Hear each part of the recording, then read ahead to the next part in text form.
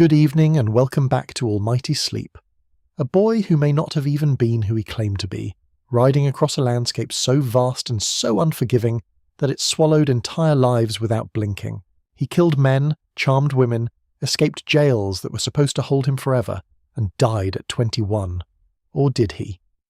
Billy the Kid lived so briefly and so loudly that America could not let him go, turning a scrappy buck-toothed teenager from the slums of New York into the most enduring outlaw the West ever produced. So before you get comfortable, take a moment to like the video and subscribe, but only if you genuinely enjoy what I do here. And while you are settling in, tell me where you're listening from and what time it is in your corner of the world. I always love seeing the spread of places that join us for these late-night dives into history. Now dim the lights, maybe let a fan hum in the background, and let us ease into tonight's journey together. Origins in uncertainty. Who was Billy the Kid? There is a particular kind of problem that historians face when they sit down to write about Billy the Kid, and that problem announces itself almost immediately. You open the first page, you reach for the most basic fact of any biography. Where and when was this person born? And you find that nobody actually knows. Not with certainty, not in the way you can know things about other figures from the same era, and this is not some minor footnote to be addressed and dismissed. This uncertainty about origins sits right at the centre of the Billy the Kid story. Because in a very real sense, Billy the Kid was a man who invented himself. Or rather, a man who was invented partly by circumstance, partly by newspapers, and partly by an American public that needed a particular kind of hero, and found one whether the facts supported it or not. So let us begin where every honest account of Billy the Kid must begin, which is in the fog. The name Billy the Kid was not a name he was born with. That much we can say with confidence. The man who would become Billy the Kid was almost certainly born Henry McCarty, though he also went by Henry Antrim and later William Bonney, which is the name that appeared on wanted posters, and which most people associate with the legend. The origins of the name William Bonney remain a genuine mystery. Some historians believe he simply adopted it, fashioning a new identity the way men on the frontier routinely did. Others suggest there may have been a family connection, a relative or a man his mother knew. Nobody can say for certain. The frontier west of the 1870s was, among other things, a place where a man could shed his past like a coat and walk forward as someone entirely new, and Henry McCarty took full advantage of that possibility. The question of where he was born is, if anything, even more contested than the question of his name. For many years, the most commonly accepted version held that he was born in New York City, probably in the slums of Lower Manhattan, sometime around 1859. This version draws support from census records and family documentation that places Catherine McCarty, his mother, in New York during the relevant period. And there is something poetically fitting about it, this idea that the quintessential Western outlaw was actually a city boy, a child of tenement streets and crowded neighborhoods who ended up galloping across the high desert of New Mexico. History has a sense of humor like that. But other researchers have proposed Indiana as his birthplace, pointing to records that suggest the McCarty family had connections to the Midwest before they began their long westward migration. And there is another tradition, perhaps more sentimental than documentary, that traces his origins to Ireland, part of the great wave of Irish immigration that reshaped American cities in the mid-19th century. Catherine McCarty was almost certainly of Irish descent, and the Irish immigrant experience of that era, the poverty, the discrimination, the desperate search for something better just over the next horizon, would have shaped her children profoundly regardless of where exactly Henry first drew breath. What we can say is that Henry McCarty came into the world without advantages, without property, without connections, and without the kind of stable foundation that the 19th century required for a child to move safely through life. He had a mother who loved him, and who was determined, despite everything working against her, to find a better situation for herself and her boys. He had an older brother named Joseph. He had for a while what appeared to be a stepfather, though the precise nature of the relationship between Catherine McCarty and William Antrim is itself somewhat complicated, as we will see. What he did not have was certainty, security, or a clear path forward, and in a strange way, that uncertainty of origin becomes the first chapter of the legend rather than a problem to be solved. Because Billy the Kid was never really one fixed person. He was Henry McCarty when he was a child, Henry Antrim when his mother remarried, William Bonney when he needed to be someone else, and Billy the Kid when the newspapers got hold of him and the American imagination took over. He slipped between identities the way he would later slip between jail cells, with an ease that seemed almost supernatural to those watching from the outside. It is worth pausing for a moment to think about what the American West actually was in the years when Billy the Kid was alive. We have been given a very particular image of it by decades of films and novels and television shows, an image of wide open spaces and noble confrontations and clear moral lines between heroes and villains. The reality was considerably messier and considerably more interesting. The American Southwest in the 1870s was a place in violent transition. It had only recently been acquired from Mexico through a combination of war and treaty. Its indigenous populations were being displaced through campaigns of extraordinary brutality. Its land was being claimed and contested by cattle barons, small ranchers, merchants, and speculators. Its legal institutions were fragile, its law enforcement erratic, and its violence both casual and catastrophic. Into this world arrived people who had failed somewhere else, or who were running from something, or who simply believed that the next territory over offered something this one did not. Catherine McCarty was one of those people, and she brought her sons with her, moving westward by stages, following the same mirage that drove so many 19th century Americans toward the setting sun. The question of identity on the frontier was never a simple one. People reinvented themselves constantly. Former Confederate soldiers became ranchers, drifters became lawmen, outlaws became respected citizens when nobody was looking too closely at their past, and occasionally, as in the case of the boy who would become Billy the Kid, a child from the urban poor became a figure of legend so complete that his actual origins were obscured beneath layers of mythology almost before he was in the ground. There is one photograph of Billy the Kid that is generally accepted as authentic. It is a tintype, taken probably in 1879 or 1880, and it shows a young man standing in a relaxed posture, wearing a hat, holding a rifle. His face is open and slightly asymmetrical. His teeth, at least the ones visible, appear to be prominent, which fed the legend of his buck-toothed appearance, though some researchers have argued that the tintype may have reversed the image, which would mean everything we think we know about which side his gun was on is backwards. And yes, historians have genuinely spent time debating this. Welcome to Billy the Kid scholarship, where nothing is ever quite settled. What the photograph communicates, beyond the physical details, is a kind of ease. He does not look like a man posing for a formal portrait. He looks like a man who does not particularly mind being looked at. There is no aggression in the image, no performance of menace. He looks young, which he was. He looks like someone you might pass on a street in a New Mexico town without a second glance. That ordinariness is perhaps the most important thing about the origins of Billy the Kid. He did not begin as a monster. He did not begin as a hero. He began as a child, moving westward through poverty and uncertainty, shaped by losses that would have bent most people, and by a particular combination of charm and recklessness that would eventually make him famous. The story of how that ordinary child became an American legend begins with his mother, Catherine, and with the long road she walked trying to find something better for her family.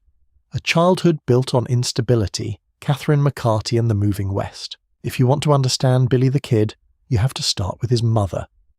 This is true of most people, of course, but it is especially true here because Catherine McCarty was the single most important influence on her son's early life, and her death, when Henry was still a teenager, set in motion the chain of events that turned him from a troubled boy into a genuine outlaw. She was, by all accounts, a remarkable woman, determined, resourceful, capable of warmth and humour in circumstances that would have crushed someone with a less resilient spirit. She was also, almost certainly, dying for most of the time Henry knew her, and that shadow of illness coloured everything. We do not know a great deal about Catherine's early life. She was almost certainly born in Ireland, part of the enormous wave of Irish immigration that surged into the United States following the Great Famine of the 1840s. The famine was one of the defining catastrophes of the 19th century, killing roughly 1 million people and forcing another million to emigrate in just a few years. Those who left Ireland carried with them the memory of what devastation looked like, the knowledge that stability was fragile and that disaster could arrive without warning. It is perhaps not surprising that Catherine McCarty became the kind of woman who kept moving, always looking for the next place that might be better, the next arrangement that might provide something closer to security. By the time Henry was born, Catherine was already in the United States, and there is evidence that she had connections to the Irish immigrant communities of New York City. She appears in records as a widow, or at least as a woman without a husband present, raising her 2 boys, Henry and Joseph, more or less on her own. The details of what happened to Henry's father are lost, Some accounts suggest he died, others that he simply disappeared, which was not at all unusual in an era when men frequently abandoned families and moved on without legal consequence. Whatever the case, Catherine was left to manage alone, and she managed. That is the thing about Catherine McCarty that comes through even in the fragmentary records. She managed.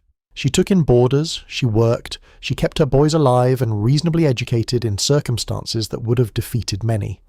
She also contracted tuberculosis at some point, which in the 19th century was not a death sentence delivered all at once, but rather a slow conversation with mortality that could last years. People with tuberculosis had good periods and bad ones.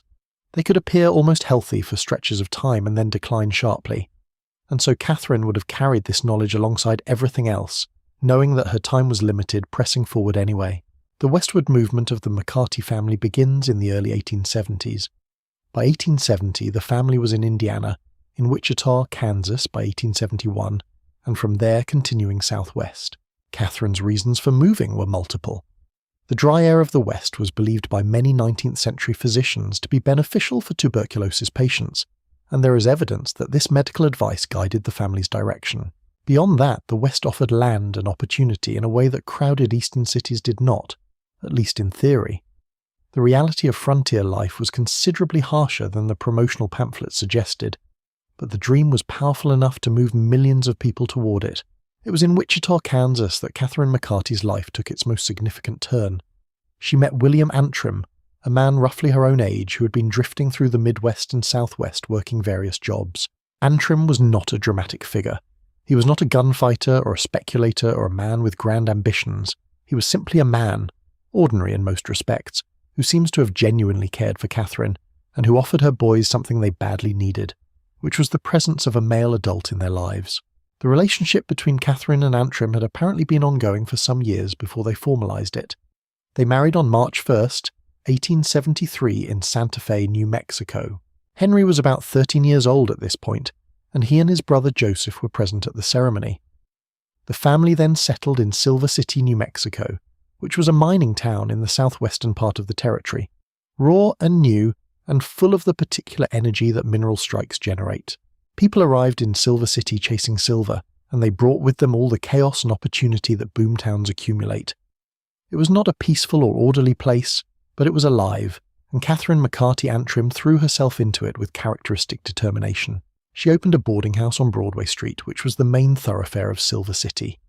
This was practical work, the kind of labour that a woman with tuberculosis could manage while also caring for a family, and Catherine appears to have been genuinely good at it. The boarding house provided income and also placed the family at the social centre of the town, because everyone passed through a boarding house eventually, miners and merchants and drifters and lawmen, and Catherine would have known them all. For Henry, Silver City was the closest thing to a stable home he had ever known. He attended school, which records confirm, and by multiple accounts he was a reasonably good student, not brilliant, not distinguished in any particular academic direction, but present and attentive and capable of learning. His teacher later recalled him as a boy who gave no particular trouble, and who seemed, by the standards of a frontier mining town, fairly ordinary. This is worth emphasizing, because the legend of Billy the Kid tends to project a kind of innate wildness backward onto his childhood, as if he was always and obviously destined for violence. The evidence does not support that. He was a child doing what children do, growing up in difficult circumstances with a kind of adaptability that his mother had modelled for him. He was also, by multiple accounts, genuinely likeable. This is a quality that would follow him his entire life, and that would become one of the more striking features of the Billy the Kid story. People who met him tended to like him. He was easy to talk to, quick to laugh, capable of genuine warmth. He danced well, apparently, which mattered considerably in a frontier culture, where dances were among the few organised social pleasures available. He spoke some Spanish, which in New Mexico was not merely useful but socially significant, connecting him to the Hispanic communities that were the backbone of the territory's population. These qualities, the charm, the ease with people, the linguistic flexibility, would serve him later in ways both positive and ultimately tragic. But Silver City also contained the seeds of what would become his undoing. William Antrim, his stepfather, was by most accounts not a cruel man, but he was also not a particularly engaged one. He spent considerable time away from the family, pursuing mining claims and other work in the mountains around Silver City. This left Catherine managing alone more often than not, which given her health was genuinely difficult, and it left Henry without the kind of steady male supervision that might have guided him away from the rougher edges of frontier life. Silver City in the 1870s had those rough edges in abundance. It had gambling houses and saloons. It had men who lived by their wits and their guns. It had the social world of the mining camp, which operated by different rules than established society, where violence was closer to the surface, and where a boy who wanted to learn certain lessons could find teachers easily enough. Henry McCarty was absorbing all of this, the legitimate lessons of the schoolroom and the less legitimate lessons of the streets, simultaneously. And then the worst thing happened, the thing that no amount of resilience could make easy. Catherine got sick. Not the slow background sickness she had been managing for years, but genuinely, seriously, rapidly sick. Her tuberculosis, which she had been holding at arm's length through sheer will and the dry New Mexico air, accelerated. By the fall of 1874, she was bedridden. By the winter, it was clear to everyone, probably including Catherine herself, that she was not going to recover. She died on September 16th, 1874. Henry was probably 14 years old. Joseph was somewhat older. William Antrim, their stepfather, appears to have been genuinely grief-stricken, but grief-stricken in a way that translated into withdrawal rather than engagement. He made no consistent arrangements for the boys. He did not abandon them with any obvious cruelty, but he also did not step up to become the father they needed. He was present and absent in equal measure, which is perhaps the most damaging combination possible. And Henry McCarty, now without his mother, without a reliable father figure, without any particular anchor in the world, began to drift. Silver City and the first loss, the death of Catherine. The death of Catherine McCarty did something to Henry that we can trace not through documents, but through the trajectory of what followed.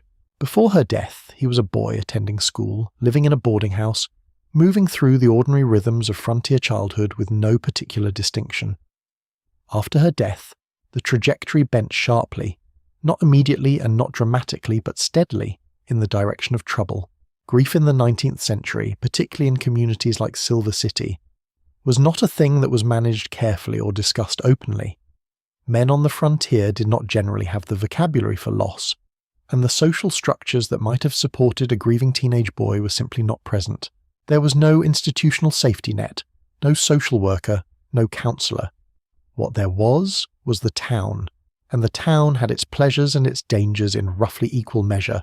Silver City itself deserves some attention, because the world Henry McCarty was growing up in shaped him as surely as his family history did. It was a mining town, which meant it was a boom town, which meant it had all the characteristics that economic explosions generate. It was new. Its streets were still being laid out. Its buildings were often temporary structures waiting to become permanent ones, or permanent structures that had been thrown up too quickly and were already showing the strain. It attracted people who were ambitious, people who were reckless, people who were desperate, and people who were simply on the move, and all of these categories blurred into each other on the frontier in ways that make clean categorization impossible. The population of Silver City was also genuinely diverse, more so than many communities in the American West. There were Anglo settlers from the eastern states. There were Hispanic families whose roots in New Mexico predated American acquisition by generations. There were Chinese workers, remnants of the railroad labor pools. There were Apache people navigating the dangerous transition between their traditional territories and the new American order being imposed on them. Henry McCarty moved through all of these communities with a fluency that would become one of his defining characteristics. He picked up Spanish easily and used it comfortably. He had Hispanic friends and would spend considerable portions of his outlaw years in the company of Hispanic communities who protected and sheltered him. This was not simply strategy, though it was also that. It was also genuine ease, the ability to move between worlds that many of his contemporaries found impassable. But we are getting ahead of ourselves. In the immediate aftermath of his mother's death, Henry was taken in by a family friend, a woman named Clara Brown who ran a boarding house and who agreed to provide him with room and board in exchange for work. This arrangement was not unusual for the time, but it was also not family, and it could not provide what a grieving 14-year-old most needed, which was someone who cared about him specifically and unconditionally. William Antrim, his stepfather, remained in the area for a time but increasingly removed himself from the boys' lives. He was not villainous about it. He was simply absent, An absence in this context was its own kind of damage.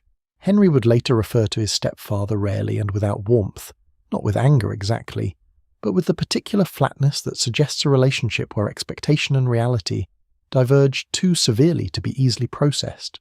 It was during this period of drift, after his mother's death and before his first serious trouble, that Henry began developing the skills and habits that would define his outlaw years.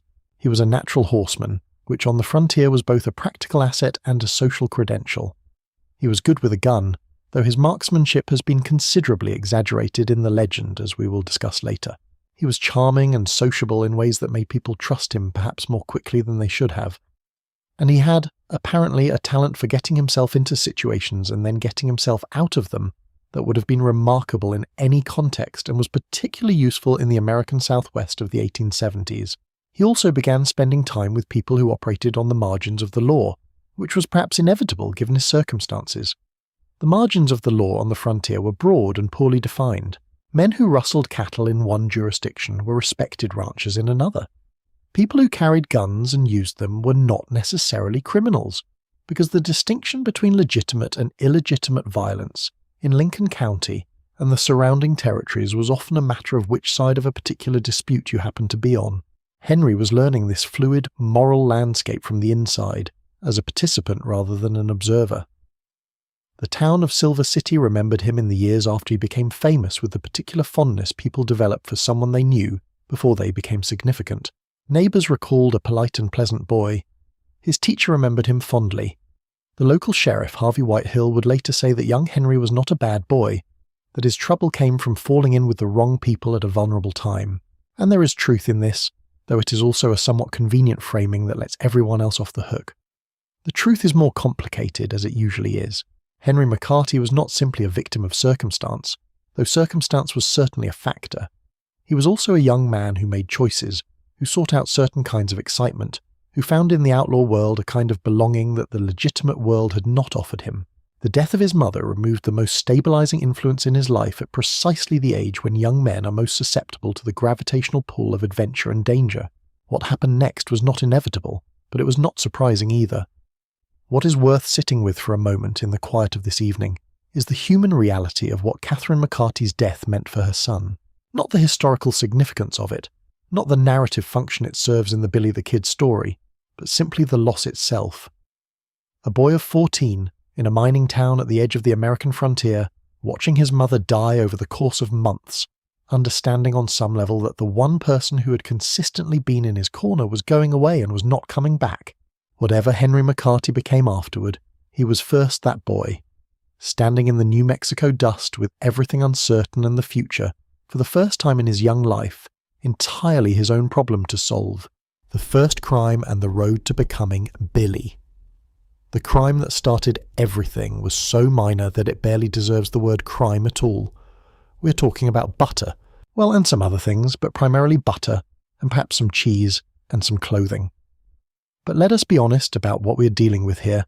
The most famous outlaw in American history began his criminal career by stealing dairy products from a hotel kitchen, which is either deeply humanizing or deeply funny depending on how you look at it, possibly both simultaneously. In the autumn of 1875, roughly a year after his mother's death, Henry McCarty found himself in trouble with the law, for the first time in a way that generated an actual record, meaning something we can point to now and say with reasonable confidence, yes, this happened. A man named George Atkins operated a hotel in Silver City, and for some period of time somebody had been helping themselves to items from the hotel's storage. Those items included, according to the accounts that survived, some cheese, some butter, and an assortment of clothing that suggests either opportunism or a genuine wardrobe need, or quite possibly both. Henry was identified as involved in the theft, though the precise degree of his involvement remains unclear even now. Whether he was the primary actor who conceived and executed the whole operation, or whether he was an accessory who was present and participated, or whether he simply had the misfortune of being associated with whoever actually did the main work, the record does not say with any useful specificity. What the record does say, clearly enough, is what happened next. Sheriff Harvey Whitehill, a man whose name will appear again in this story in rather warmer contexts, arrested Henry and put him in jail. And here we should be clear about what Whitehill appears to have been thinking, because it matters for understanding what followed. Whitehill apparently did not regard Henry as a serious criminal. He does not seem to have looked at this 15-year-old boy and seen a dangerous outlaw in the making. He saw, reasonably enough, a kid who had gotten into petty trouble of the kind that boys on the frontier got into with some regularity. The sort of thing that a few uncomfortable days in a cell combined with a stern adult conversation could redirect toward better outcomes. His plan, as best as historians can reconstruct it, was to hold Henry briefly, deliver the talking to, extract a commitment to do better, and release him with the expectation that the lesson would take. It is a reasonable plan. It might even have worked. We will never know, because Henry did not wait for the talking to. He escaped from the jail by squeezing up through the chimney. Now there are several things worth noting about this. The first is that the jail was apparently not a particularly formidable facility. Silver City in 1875 was not a place with an extensive investment in secure incarceration. The jail that held Henry was the kind of rough territorial lockup that prioritized existence over engineering, and its chimney was apparently accessible enough that a slim 15-year-old, motivated by whatever combination of fear and instinct was operating in him that day, could work his way up through it and out into the New Mexico air. The second thing worth noting is that this is the first moment in the entire Billy the Kid story where you see something that will repeat itself, with increasing dramatic stakes, for the next 6 years. An almost reflexive, almost physical refusal to accept confinement. A preference for flight so immediate and so instinctive that it overrode any calculation about whether flight was actually the sensible choice. He did not sit in that jail and reason through his options. He did not wait to find out whether the trouble would resolve itself into something minor. He looked at the chimney, he looked at the jail, and he went up and out before anyone had time to stop him. This is worth sitting with for a moment, because it tells us something important about Henry McCarty at 15. He was frightened. He was alone in the world in a way that most 15-year-olds simply are not, without a mother, without a reliable stepfather, without any institutional support of any kind. The jail represented not just legal consequence, but a kind of powerlessness that he could not accept. A surrender of the mobility and autonomy that had become, in the year since his mother's death, his primary means of managing a very difficult situation. When the chimney presented itself as an alternative to that powerlessness, he took it without hesitation. The decision made everything worse, as these decisions generally do. Running from a minor theft charge converted a minor theft charge into a fugitive situation. Henry was now not just a boy who had stolen some butter and cheese. He was a boy who had committed a theft, been arrested, and escaped from custody, which was a meaningfully more serious set of facts. The legal category he occupied had shifted upward through no act more serious than choosing a chimney over a conversation. He made his way to Arizona territory, which offered the twin advantages of being far enough from Silver City to feel safe and close enough to New Mexico that returning someday was not impossible. Arizona in the late 1870s was, if anything, even rougher and more legally ambiguous than the New Mexico he was leaving behind. The Apache Wars were ongoing, and their violence gave the territory an instability that extended into every aspect of its social order. Cattle rustling was not a marginal activity but something closer to an industry, conducted at sufficient scale that it generated its own economy, its own social networks, and its own rough code of acceptable behavior. The line between a man who raised cattle and a man who took cattle that belonged to someone else was, in many parts of the territory, essentially invisible. Into this world arrived Henry McCarty, 15 years old, without resources, without connections, without any particular plan beyond the immediate necessity of putting distance between himself and Silver City. He found work where he could, which in practice meant the kind of unskilled physical labour that the frontier always needed and rarely celebrated. Working with livestock, doing odd jobs on ranches and at military posts, moving through the territory on the margins of whatever economy was operating in a given location. He was in the vicinity of Camp Grant, an army installation in the Aravaipa Valley, and it was here that he began to develop both the skills and the relationships that would define the next phase of his life. Somewhere in this period he also started going by a different name. The name William Bonney began to appear, or at least some version of it, though the precise timing and the precise form are not entirely clear from the available records. The reasons for adopting it were both practical and psychological. Henry Antrim or Henry McCarty was a name attached to a theft charge and a jail escape in Silver City. William Bonney was, for all anyone in Arizona knew, nobody at all. And in the American West of the 1870s, being nobody at all was a considerable advantage for a young man who needed to start fresh in a new territory. The frontier was, among its other qualities, a place where identity was negotiable, where a man could present himself as whoever he needed to be, and where the machinery for verifying those claims was so rudimentary that the claim was usually sufficient. New name, new territory, same boy. Somewhat older now, in the ways that matter more than calendar years. Somewhat harder, somewhat more accustomed to operating in the spaces between what was legal and what was simply done because the opportunity was there and the need was real. He was becoming genuinely skilled with horses, which on the frontier was both a practical asset and a form of social currency. He was becoming comfortable in the physical world of the high desert, in the way that people become comfortable in places they spend enough time to stop fighting and start learning.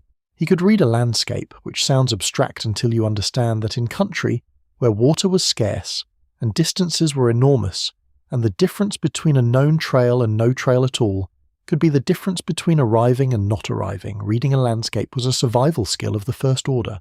He was also, through proximity and through the particular social world he was inhabiting, becoming increasingly comfortable around men for whom violence was a routine tool rather than a last resort. Not men who were violent for its own sake necessarily, but men for whom the gun was as natural an instrument of daily life as the rope or the saddle. Men who settled disputes with the directness that more settled societies had learned to route through institutions and intermediaries. Henry was absorbing this world, its rhythms and its rules and its particular moral calculus, at an age when people absorb things deeply and lastingly. And it was exactly this proximity to violence, this growing ease in a world where physical force was a normal part of the available toolkit, that would produce the event that changed everything. The event that made Henry McCarty, butter thief and chimney escapee, into something that the American West had not quite seen before, and would not entirely stop talking about for the next 150 years, and counting: Arizona Territory and the making of an outlaw. Frank Cahill was a blacksmith at Camp Grant, and by multiple accounts he was not a pleasant person. He was large and physically aggressive, the kind of man who expressed his dominance through casual intimidation of those smaller or younger than himself. In the summer of 1877, he and Henry McCarty had an encounter that escalated in the way that encounters between bullies and their targets sometimes do, suddenly and with consequences that nobody initially anticipated. Cahill was known to bully Henry. This was not a private or isolated dynamic. People who were present later described a pattern in which Cahill would seize Henry, throw him to the ground, slap him around in the particular way that men who enjoy casual cruelty do when they find a target who seems unlikely to fight back effectively. Henry was still slight, still young, still someone that a larger man could dismiss as physically inconsequential. On the 17th of August, 1877, the dynamic changed. The precise sequence of events is disputed, as these things always are, but the general shape is clear enough. Cahill began his usual treatment of Henry in a public setting, a cantina or nearby building at Camp Grant, and this time Henry pulled a gun. Cahill grabbed for the weapon. There was a struggle. The gun fired, and Frank Cahill received a wound to the abdomen that killed him the following day. Was it self-defense? Almost certainly in the physical sense, yes. Cahill was larger and was the aggressor, and Henry was in genuine danger of serious harm from the wrestling match they were engaged in. Whether it would have qualified as legal self-defense under the applicable standard is less clear. In any case, Henry did not wait to find out. He was apprehended initially but escaped almost immediately, perhaps with the help of sympathetic parties, and headed back toward New Mexico. This was the first killing, and it matters, not because it revealed some deep homicidal nature in Henry McCarty, but because of what it initiated. He was now, for the first time, genuinely wanted for something serious. Killing a man, even a man who had been behaving badly, was not a chimney escape from a county jail. It was the kind of trouble that followed a person. It required either resolution through legal channels, which Henry correctly calculated would not go well for him, or a permanent life on the margins. He chose the margins, and in choosing them, he entered the world that would make him famous. The journey back to New Mexico took Henry through some of the hardest country in North America. The Arizona-New Mexico border region in the late 1870s was a landscape of extraordinary harshness and extraordinary beauty, which is a combination the American Southwest specializes in. The high desert sits at elevations that make the air thin and the nights cold. Water is scarce. The distances between settlements are measured in days rather than hours. Men traveled these routes on horseback, guided by knowledge of water sources and landmarks that amounted to a kind of second literacy. the literacy of the land. Henry was acquiring this literacy. He was becoming, through necessity and through inclination, genuinely at home in this world in a way that would serve him well. He knew the country. He knew the people, at least in the networks of cattle workers and small ranchers and drifters that constituted the social world of the rural Southwest. And he was heading back toward New Mexico, toward Lincoln County specifically, which was about to become the stage for one of the most violent episodes in the history of the American West. Lincoln County in 1877 and 1878 was not a peaceful place. It was a place of simmering conflict, of accumulated grievances and competing economic interests, of men who had decided that the law was whatever they could make it, and that violence was an acceptable method of resolving commercial disputes. Henry McCarty was heading directly into this conflict, and the conflict was about to shape him in ways that the Franca Hill incident, for all its immediate significance, had not. He arrived in New Mexico in the fall of 1877, riding through the territory with a group of other young men, some of whom were already involved in the cattle trade in its less legal manifestations. He was approximately 17 years old. He had killed a man. He had escaped from jails twice. He was now using the name William Bonney or Billy, a nickname that suited someone of his age and energy, and he was looking for work, for belonging, for something that might approximate a life. He found all of those things, at least temporarily, in Lincoln County.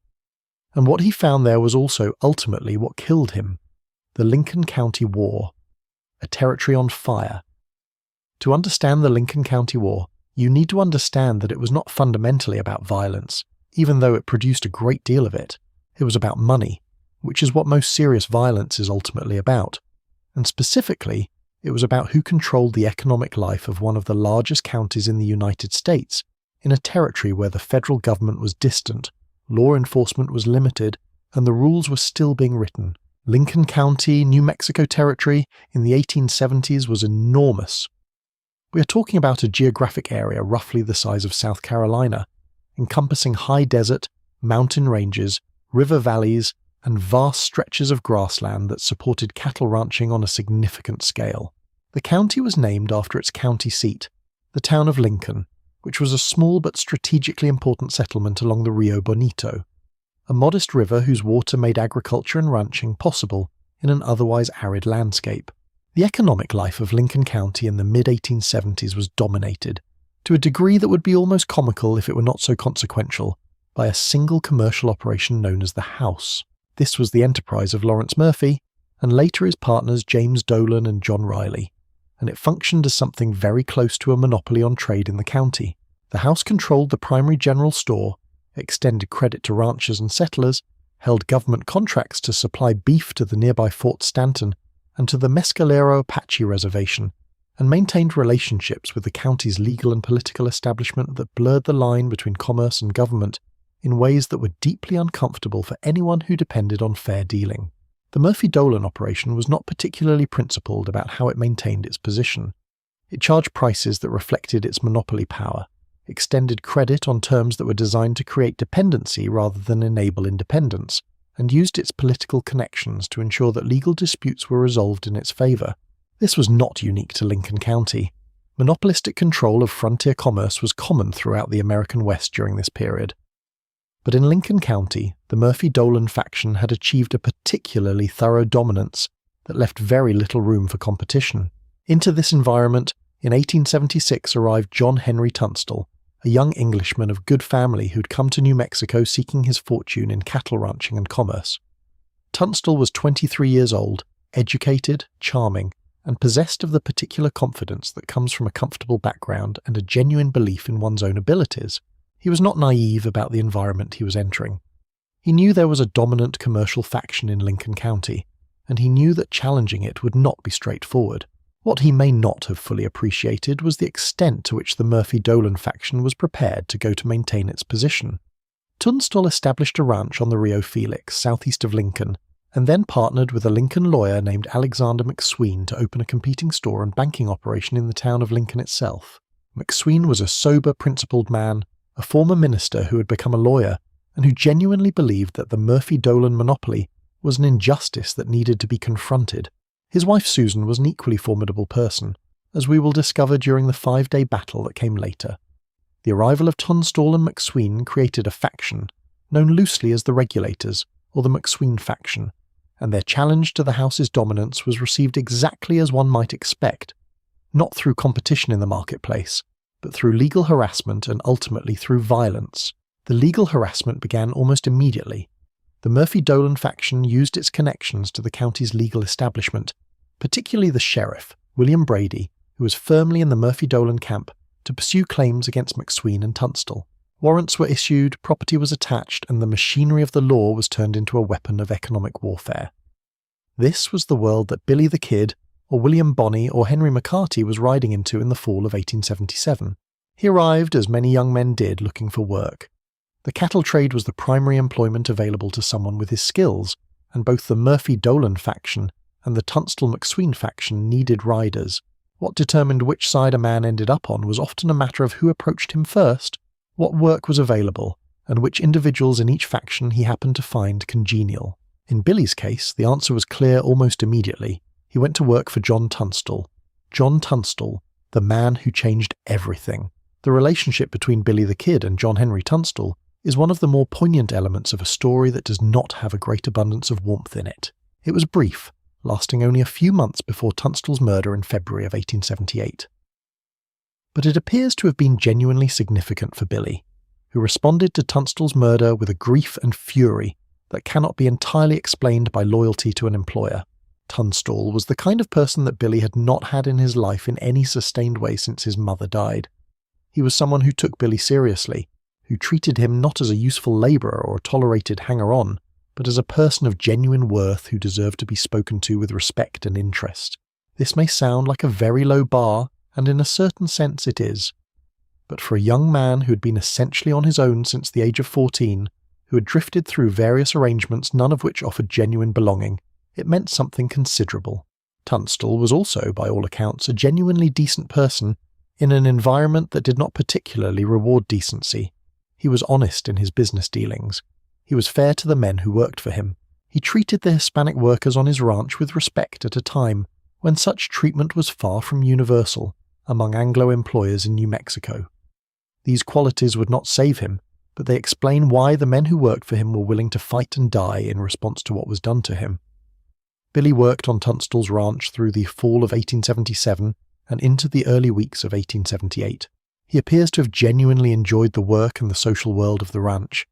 There were other young men there, men who would become his companions during the violence to come, including Dick Brewer, who was Tunstall's foreman and a man of considerable competence, and Charlie Boda and Tom O'Folliard, who would become Billy's closest companions and who would both die before him. The Murphy-Dolan faction, meanwhile, was escalating its legal campaign against Tunstall and McSween. The precise legal arguments involved are complicated and frankly not particularly interesting at this distance, involving attachments of property and disputed debts, and counterclaims that required considerable expertise in frontier commercial law to fully unravel. What matters is that by early February of 1878, the situation had reached a point where the Murphy-Dolan faction felt emboldened to move against Tunstall directly. On February 18th, 1878, a posse operating under a legal warrant obtained by the Murphy-Dolan faction, but which many observers then and later considered legally questionable, rode to intercept Tunstall. He was travelling with several of his men, including Dick Brewer and Billy, though the precise group composition varies in different accounts. At some point during the encounter, the main party separated from Tunstall. The exact sequence of events is disputed and was disputed almost immediately by the participants. What is not disputed is the outcome. John Tunstall was shot and killed.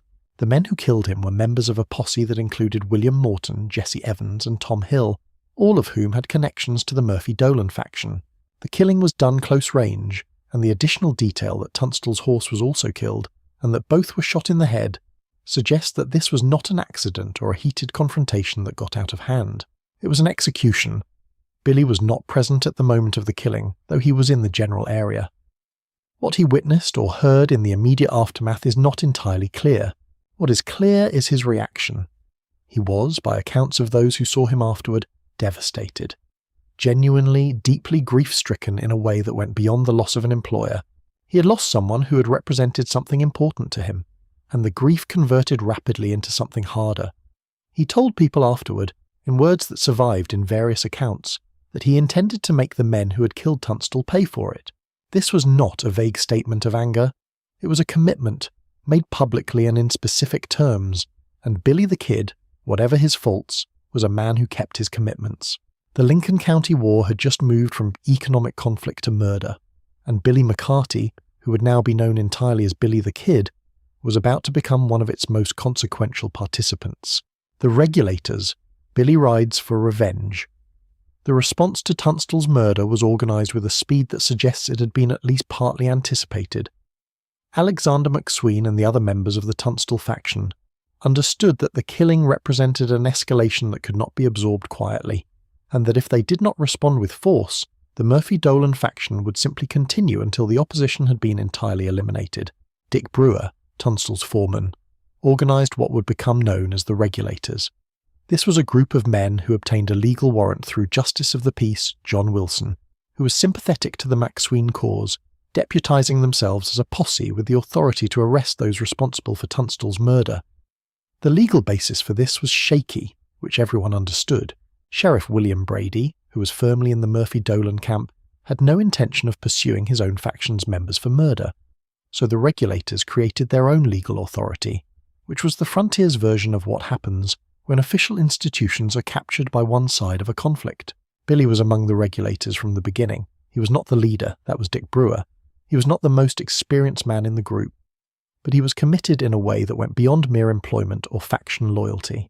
He wanted specific men held accountable for Tunstall's death, and the Regulators represented his best means of achieving that. The first significant action of the Regulators came in early March of 1878. They tracked down William Morton and Frank Baker, two of the men identified as responsible for Tunstall's murder. The Regulators claimed that Morton and Baker were killed while attempting to escape. The Murphy-Dolan faction and their supporters claimed they were murdered in cold blood. Given what was happening in Lincoln County during this period, neither account is entirely surprising. Both accounts are almost certainly somewhat true and somewhat not. The situation escalated further in the first days of April.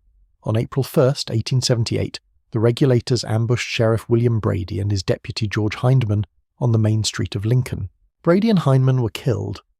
Several other members of Brady's party were wounded, including Billy Roberts, who was not particularly relevant to the main conflict, but whose presence illustrates how randomly violence was distributed in Lincoln County during this period.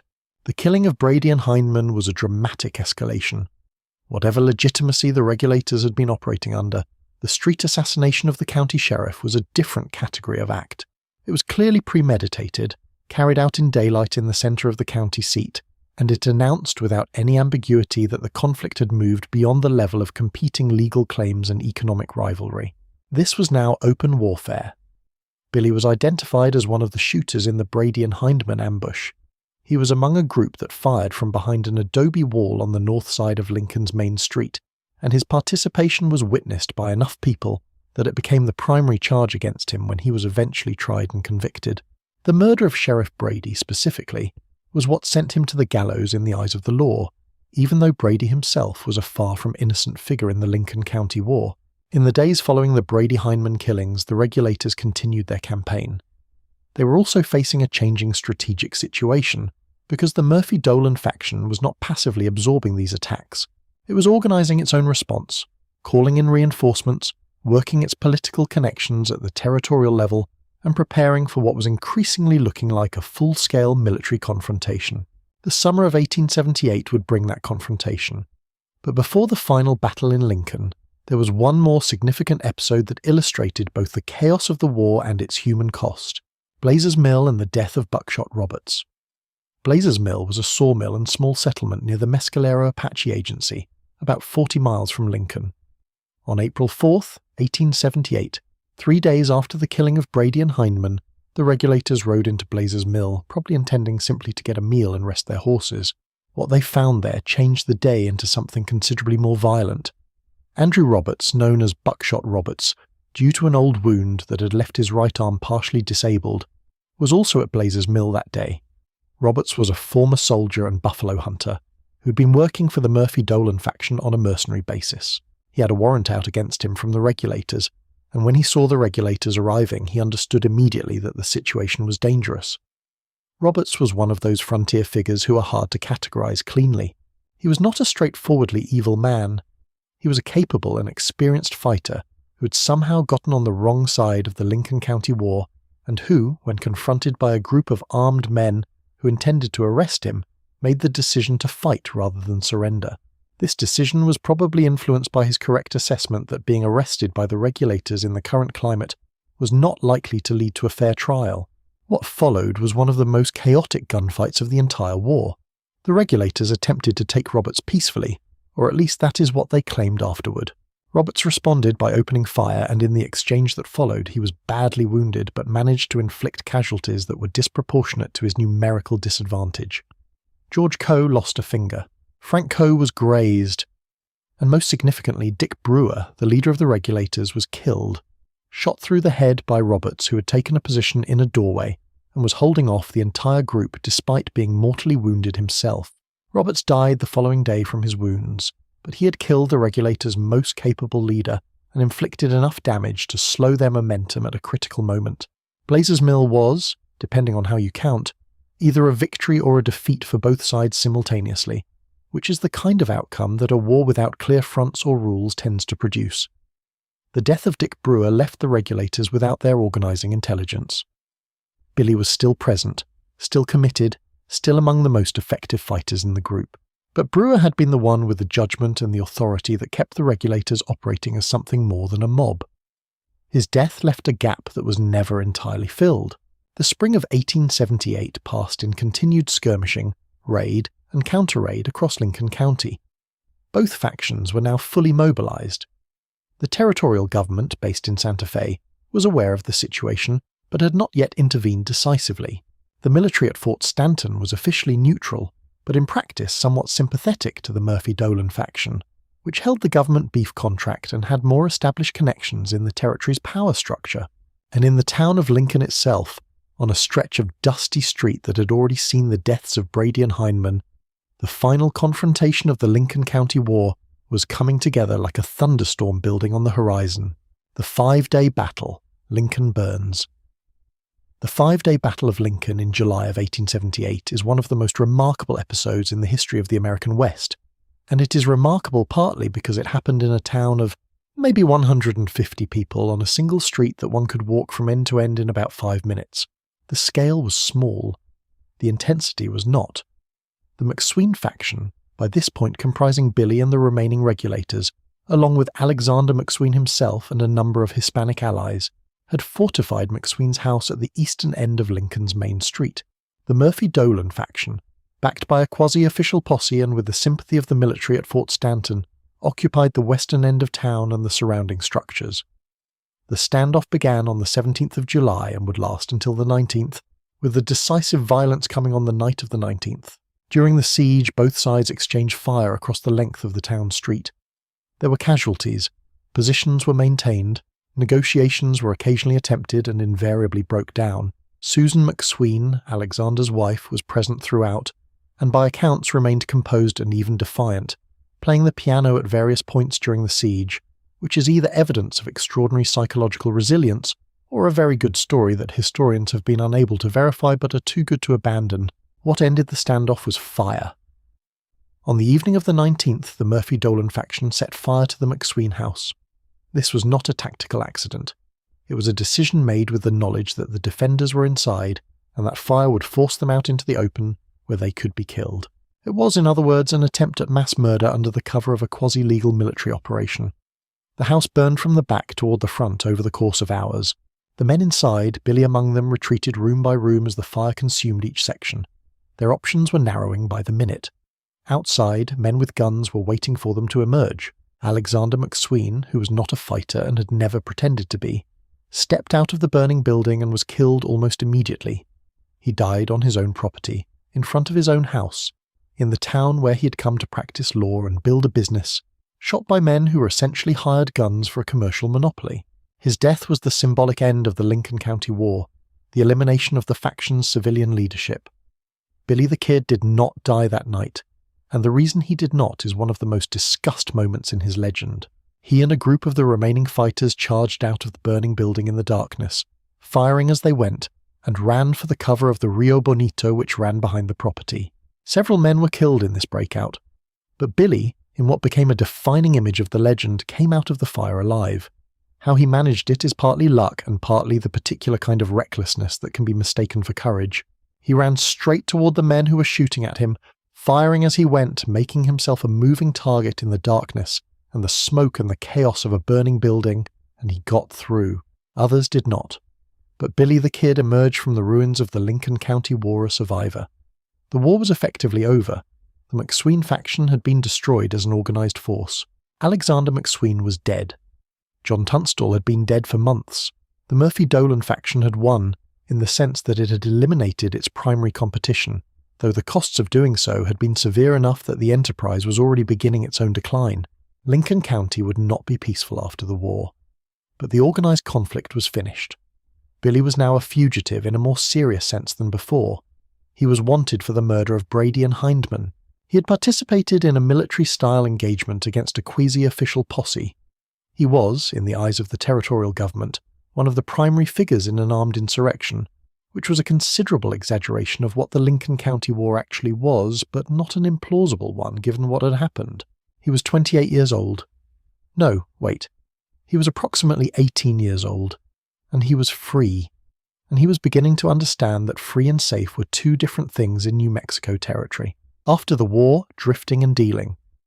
The period between the end of the Lincoln County War in the summer of 1878 and Billy's capture in December of 1880 is one of the most interesting in the entire story, partly because it is less dramatic than what came before and what came after, and partly because it reveals something important about who Billy actually was when he was not in the middle of a war.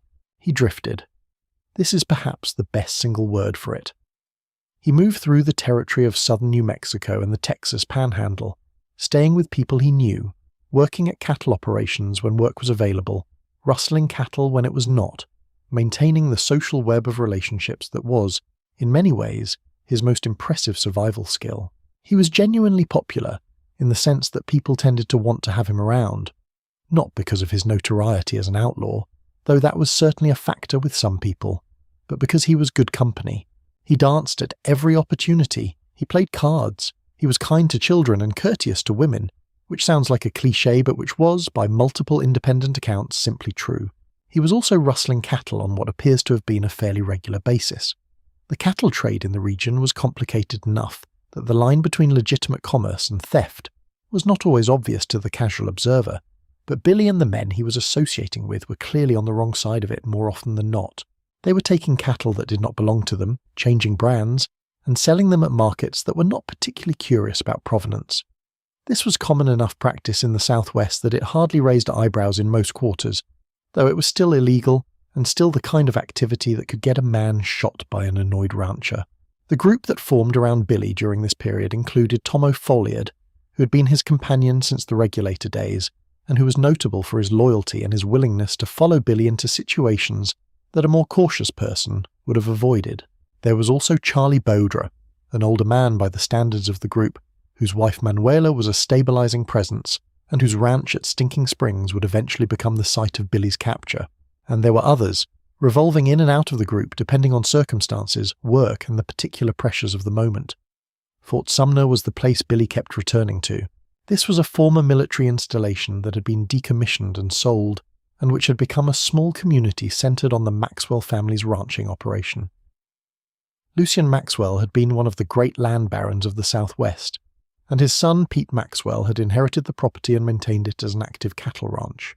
The community around Fort Sumner included a significant Hispanic population, people who had connections to the former military post and who had remained when the military left. Billy was comfortable at Fort Sumner in a way he was not entirely comfortable anywhere else. He spoke Spanish fluently and moved easily in the Hispanic social world of the community. He had friends there, genuine friends, not merely associates, and he had, at various points, romantic relationships with women in the community, including a young woman named Pauletta Maxwell, who was Pete Maxwell's sister, and who appears to have been genuinely fond of Billy, regardless of what his circumstances might have recommended against such attachment. Fort Sumner would eventually be the place where Billy died, but in the years between the end of the Lincoln County War and his capture, it was a kind of home, the closest thing to one he had found since his mother's boarding house in Silver City. Governor Lew Wallace and the Failed Bargain. In the fall of 1878, a new governor arrived in New Mexico Territory, and he was not what anyone expected. Lew Wallace was a former Union general, a veteran of the Civil War whose military career had included a significant role in various campaigns, and who was now serving as a territorial administrator of the kind that the federal government periodically assigned to restive corners of the country. He was also, at this point in his life, deeply engaged in writing a novel. The novel was called Ben-Hur, A Tale of the Christ, and it would eventually become one of the best-selling books of the 19th century and the basis for multiple film adaptations. Governor Lew Wallace was writing Ben-Hur while simultaneously trying to manage the aftermath of the Lincoln County War. This is, if you stop and think about it, an absolutely extraordinary situation, and yes, it is completely true. Wallace arrived in New Mexico with a mandate from President Hayes to restore order to Lincoln County, which was a somewhat optimistic framing of a task that essentially required untangling several years of violence, corruption, and political manipulation in a territory where law enforcement was controlled by the people who had most recently been committing the crimes. He issued a general amnesty proclamation for all persons involved in the Lincoln County War, with the exception of anyone currently under indictment for a specific crime. Billy the Kid was, of course, under indictment for the murder of Sheriff Brady. The amnesty proclamation put Billy in a difficult position. Almost everyone else involved in the war could simply accept the amnesty and get on with their lives. Billy could not. He remained a wanted man, specifically excluded from the general pardon because of the Brady charge. This struck him, not unreasonably, as deeply unfair, given that the war had involved multiple killings on both sides, and that the Murphy-Dolan faction's participants were absorbing the amnesty without difficulty. Billy wrote to Governor Wallace. And this is one of the genuinely surprising things about Billy the Kid, that he was capable of sitting down and writing a reasonably articulate letter to the territorial governor making his case. The letter was not the product of a sophisticated legal mind, but it was coherent and direct, and it demonstrated a grasp of his own situation that went beyond simple outlaw thinking. He argued that he deserved amnesty as much as anyone else involved in the war. He offered to testify about what he had witnessed if Wallace would guarantee his safety. Wallace was interested. He arranged a meeting with Billy, which took place in Lincoln in March of 1879, in the house of a lawyer. The meeting itself has become a famous moment in the Billy the Kid story, partly because it is so improbable, this face-to-face negotiation between a boy outlaw and a Civil War general, who was also writing one of the era's most popular novels. Wallace offered Billy a conditional deal. If Billy surrendered, testified about what he knew of the Lincoln County War, and cooperated with the prosecution of certain individuals, Wallace would use his influence to obtain a pardon for him. Billy agreed. He surrendered to the authorities, submitted to a kind of protective custody that was arranged to give the appearance of legal process while actually keeping him safe, and testified before a grand jury about various events and participants in the Lincoln County War. He did what he said he would do, and then Lew Wallace did not do what he said he would do. Or rather, the pardons he had promised were delayed by political complications, by the complexity of territorial politics, by the competing claims of various factions who were all seeking to use the post-war settlement for their own advantage, and by the simple reality that Wallace had other things on his mind. He was, after all, trying to finish Ben-Hur. Billy waited. He was not in a secure prison. He was in a relatively loose custody arrangement in Lincoln that he could have left at any point, and the authorities were not unaware of this. He stayed for weeks, expecting the pardon that had been promised. It did not come. Eventually, understanding that it was not coming, he left. He simply walked away from the custody arrangement and disappeared back into the territory. This episode left him with a lasting bitterness toward the legal and political system that was entirely understandable. He had done what he was asked to do. He had testified. He had kept his end of a bargain. And he had been left holding nothing. The message this sent was clear enough. The law was not interested in fairness.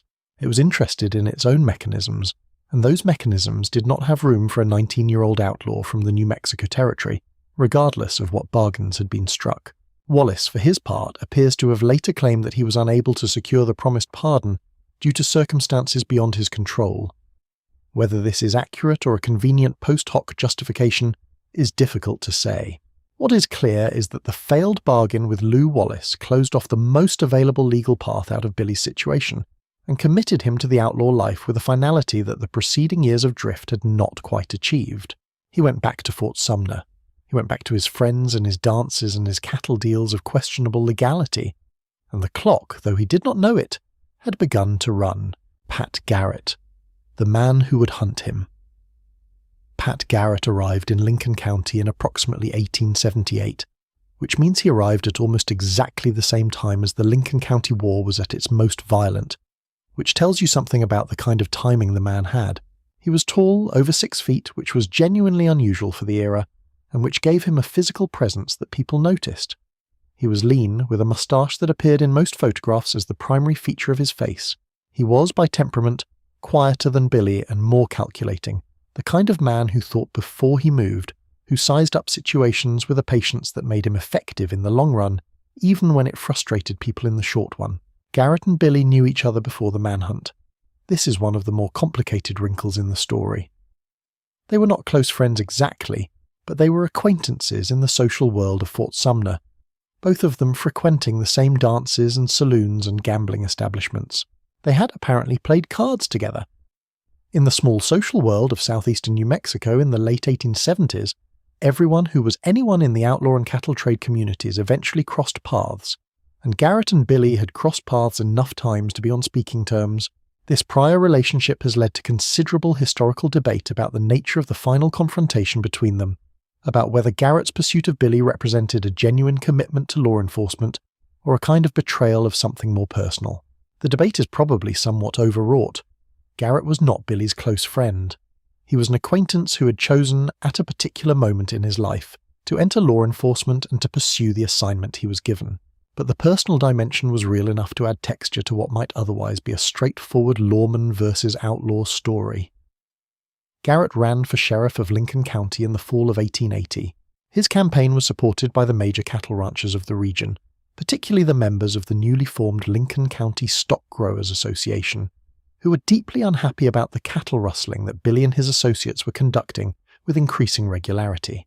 The ranchers wanted someone who would actually pursue and capture or kill the rustlers, rather than the previous sheriffs whose relationship with the law had been, to put it politely, flexible. Garrett was elected. He understood immediately that the primary assignment the political establishment had given him was to deal with Billy the Kid. Not because Billy was the most dangerous criminal in the territory, which he probably was not because the cattle rustling was doing more damage than any other criminal enterprise, which it probably also was not, but because Billy the Kid had become, by the fall of 1880, something more than an outlaw. He had become a symbol. He had become the thing that people pointed to when they argued that Lincoln County was ungovernable, that the law had failed, that something needed to be done. Garrett began his campaign against Billy with the systematic intelligence gathering that would characterize the entire pursuit. He cultivated informants in the communities where Billy moved. He tracked patterns of movement and identified the places where Billy was likely to appear. He was patient in a way that the legend of frontier law enforcement does not always suggest, because patience was not as dramatically interesting as a gunfight, but it was considerably more effective. The pursuit would culminate in December of 1880 at Stinking Springs, New Mexico, which is a place name that deserves some appreciation. The American West had a talent for honest geographic nomenclature. Nobody was trying to attract real estate buyers. Billy the Kid in full, the legend forms. While he lives by 1879 and 1880, something genuinely unusual was happening with Billy the Kid's reputation. He was still alive. He was still most days simply riding around New Mexico doing the things he always did, rustling cattle, attending dances, playing cards, navigating the social world of Fort Sumner and the surrounding communities. But his reputation had begun to take on a life that was substantially independent of what he was actually doing. The newspapers of New Mexico Territory had discovered Billy the Kid, and they were not particularly constrained by strict accuracy. The Las Vegas Gazette, the Santa Fe New Mexican, and other territorial papers ran stories about him that were a mixture of real events, embellished real events, and straightforward invention. These stories fed an Eastern press that was hungry for material about the Wild West, that particular American fantasy landscape that was already being commodified for consumption by readers in New York and Boston who had never been west of the Mississippi and who wanted their frontier experience delivered safely between the covers of a newspaper. The dime novel had also arrived on the scene. These were cheap, mass-produced paperback books that told adventure stories with minimal interest in historical accuracy and maximum interest in exciting narrative, and Billy the Kid was exactly the kind of figure they were built for. Young, handsome by some accounts, a crack shot, a daring escapee, a Robin Hood figure who was allegedly good to the poor and terrible to the rich. The dime novels took these elements and amplified them to the point where the actual Henry McCarthy would probably not have recognised the character they had created.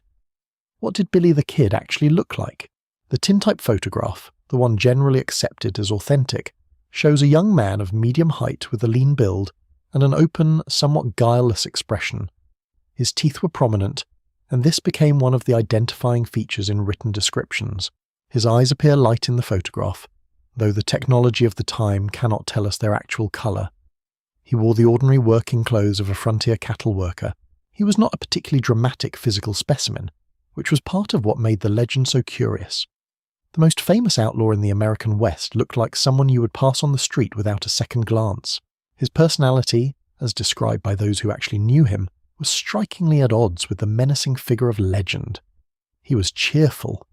This is a word that comes up repeatedly in accounts of people who knew him. He laughed easily and often. He was kind to animals, which is either a genuine character trait or the kind of detail that gets attached to outlaw legends to make them more sympathetic. He was, as mentioned, an excellent dancer and a willing and entertaining partner at the frequent dances of the Hispanic community in Lincoln County and the Fort Sumner area. He was also clearly capable of real violence, and capable of it without the kind of agonized reluctance that later romanticizers would project backward onto him. He had shot Frank Cahill in Arizona. He had been among the ambushes of Brady and Hindman. He had come out of the burning McSween house firing, and it is essentially certain that not all of his bullets found only dirt. He was not a gentle soul who had been pushed into violence against his nature. He was someone for whom violence was a tool, one that he used when he judged it necessary, with a matter-of-factness that was probably the most honest thing about him. The question of how many men Billy the Kid killed is one that historians have argued about with considerable energy. The legend settled on 21, one for each year of his life, which is a numerological convenience that should immediately alert you to the fact that it is not historically accurate. More careful assessments suggest that he was personally responsible for the deaths of somewhere between 4 and 9 people, which is a wide range that reflects genuine uncertainty about specific incidents. On the low end, he was still a killer. On the high end, he was still not the homicidal legend of the dime novels. He was somewhere in between, which is where most complicated human beings end up when you look at them carefully. The living legend of Billy the Kid, forming while he was still alive and riding through New Mexico, tells us something important about the appetite of the American public for this kind of figure. He was young. He was reckless. He was on the losing side of a conflict that could be framed, with some squinting, as a conflict between the little guy and a corrupt establishment. He had been failed by the law rather than protected by it. All of these elements mapped onto a narrative that Americans found deeply appealing, the story of the natural man, uncorrupted by civilization, living by his own code in a landscape that was itself wild and free. It was, of course, a fantasy. Billy the Kid was not free, he was hunted. He was running. He was sleeping in different places every few nights and watching the horizon for dust clouds that might mean riders were coming for him. The life of an outlaw in the American West was not romantic. It was cold and hungry and frightening, and it ended almost invariably very badly. But the fantasy was a good story, and good stories have a gravity that mere facts cannot entirely overcome. The capture at Stinking Springs. Pat Garrett had been gathering intelligence for weeks by December of 1880. He had informants in the communities around Fort Sumner who were keeping him informed of Billy's movements. He knew that Billy and his companions, including Tom O'Folliard and Charlie Bodra, were operating in the eastern New Mexico area, and that they were likely to be found near the communities where they had friends and where they could get supplies. On December 19th, Garrett set a trap at Fort Sumner itself. He and his posse waited in the dark in the building where dances were sometimes held, knowing that Billy's group was expected in the area. Tom O'Folliard rode in first, probably scouting, and was shot by members of the posse. He died that night. It was a brutal beginning to the final phase of the pursuit, and it illustrated the ruthlessness with which Garrett was willing to conduct the manhunt. O'Folliard was not Billy. He was Billy's companion, loyal to a fault, and he died in the snow outside Fort Sumner because of that loyalty. Billy and the others had been warned or had understood from the gunfire that the trap had been sprung, and they fled into the winter landscape. Garrett followed. The pursuit through the cold December countryside was exhausting for both sides, though considerably more dangerous for Billy's group, which was running while Garrett's was pursuing with the resources of the county behind it. The final trap was laid at Stinking Springs, a watering place east of Fort Sumner where there was a small rock house that Billy's group was using as a shelter. Garrett arrived with his posse during the night and surrounded the place. At dawn, when Charlie Boda stepped out of the doorway, the posse opened fire, mistaking him, or perhaps not entirely mistaking him, for Billy. Boda was mortally wounded. He stumbled back into the house, and Billy, according to accounts of the event, told him to go out and die as best he could, which sounds callous, but which was probably the pragmatic advice of someone who understood that there was nothing else to be done. Boda staggered out and died near the posse's position. Another companion lost. The standoff continued through the morning. Billy and the remaining men inside the house were outnumbered and outgunned. Garrett had the exits covered and sufficient force to wait indefinitely.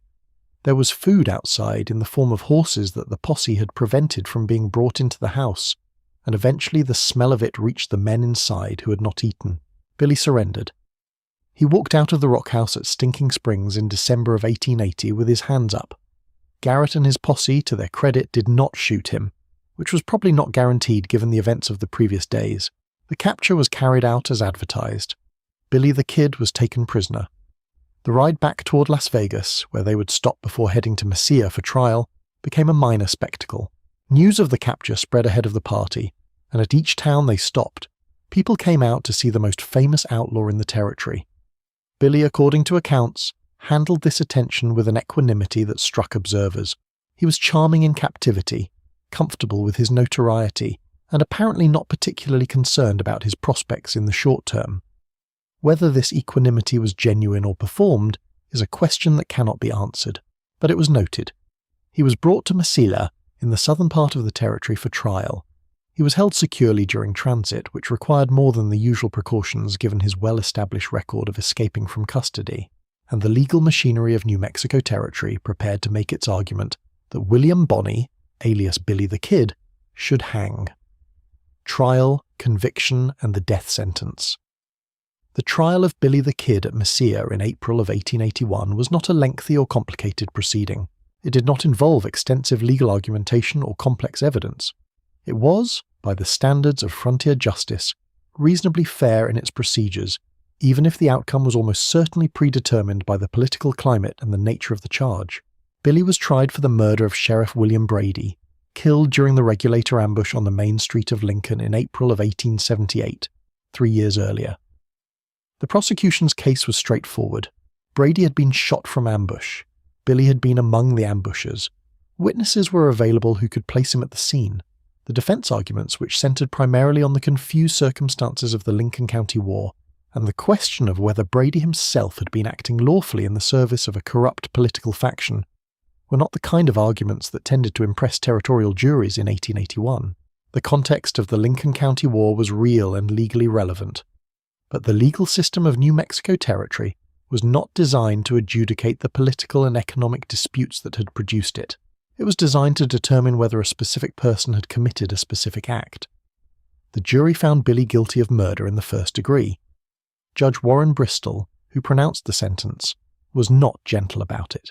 He sentenced Billy to hang, specifying that the hanging should take place in Lincoln on May 13th, 1881. He used the occasion to deliver a moral lecture, which Billy apparently received with visible and unconcealed contempt. This contempt was noted by observers and became part of the record of the trial, a small moment that illustrated the gap between the official narrative of law-restoring order and the reality of what Billy experienced as a system that had failed him at every point. Billy was returned to Lincoln to await his execution. He was held in the old Murphy Dolan store, which had been converted to use as a courthouse and jail, a building that was itself a piece of Lincoln County War history, the former headquarters of the faction that had killed John Tunstall. He was guarded by 2 deputies appointed by Sheriff Garrett, who was otherwise occupied with county business. The deputies were Robert Ollinger, a large and physically imposing man who had served with the Murphy Dolan faction during the war and who had a genuine personal animosity toward Billy and James Bell, who was by most accounts a decent man with no particular grudge who was simply doing his job. Billy was shackled with leg irons. He was confined to a second-floor room in the building with access carefully controlled. The execution was approximately 3 weeks away. Everything appeared to be in order. And then Billy the Kid did the thing he did best. The Lincoln County Jail escape, the most daring thing he ever did, April 28, 1881, is the date that turns up in every account of the Lincoln County escape, and the events of that day were so dramatic and so consequential that they have been analysed, disputed, recreated and debated for over 140 years without anyone arriving at a completely satisfying account of exactly what happened. What is agreed upon? Billy the Kid escaped from the Lincoln County Jail. In doing so, he killed 2 men, Robert Ollinger and James Bell. He was shackled with leg irons throughout the escape. He was alone in custody when it began, as Ollinger had taken other prisoners across the street for their midday meal. What is disputed? Essentially everything else. How did Billy obtain the gun he used to kill James Bell? The most common explanation is that he managed to slip one hand free from his handcuffs and retrieve a weapon from the privy attached to the building, either a gun that had been hidden there by an ally or Bell's own weapon. Another account suggests that Billy simply overpowered Bell during a moment when Bell's attention lapsed, grabbed for his gun, and in the subsequent struggle it discharged. What is certain is that Bell ended up shot and dead in the yard of the courthouse, having apparently tried to run for help when things went wrong.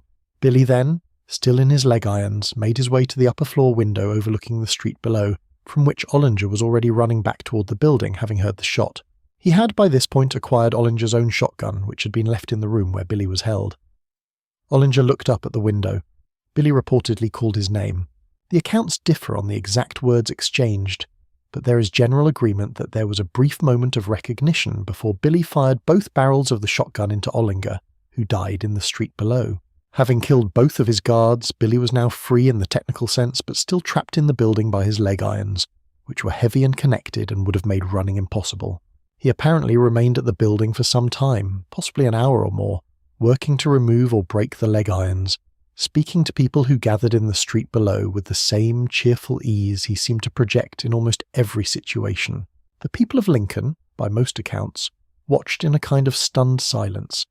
Nobody apparently made any serious attempt to stop him. Whether this was because they were frightened of him, sympathetic to him, or simply too stunned by the events of the morning to organise a response is unclear.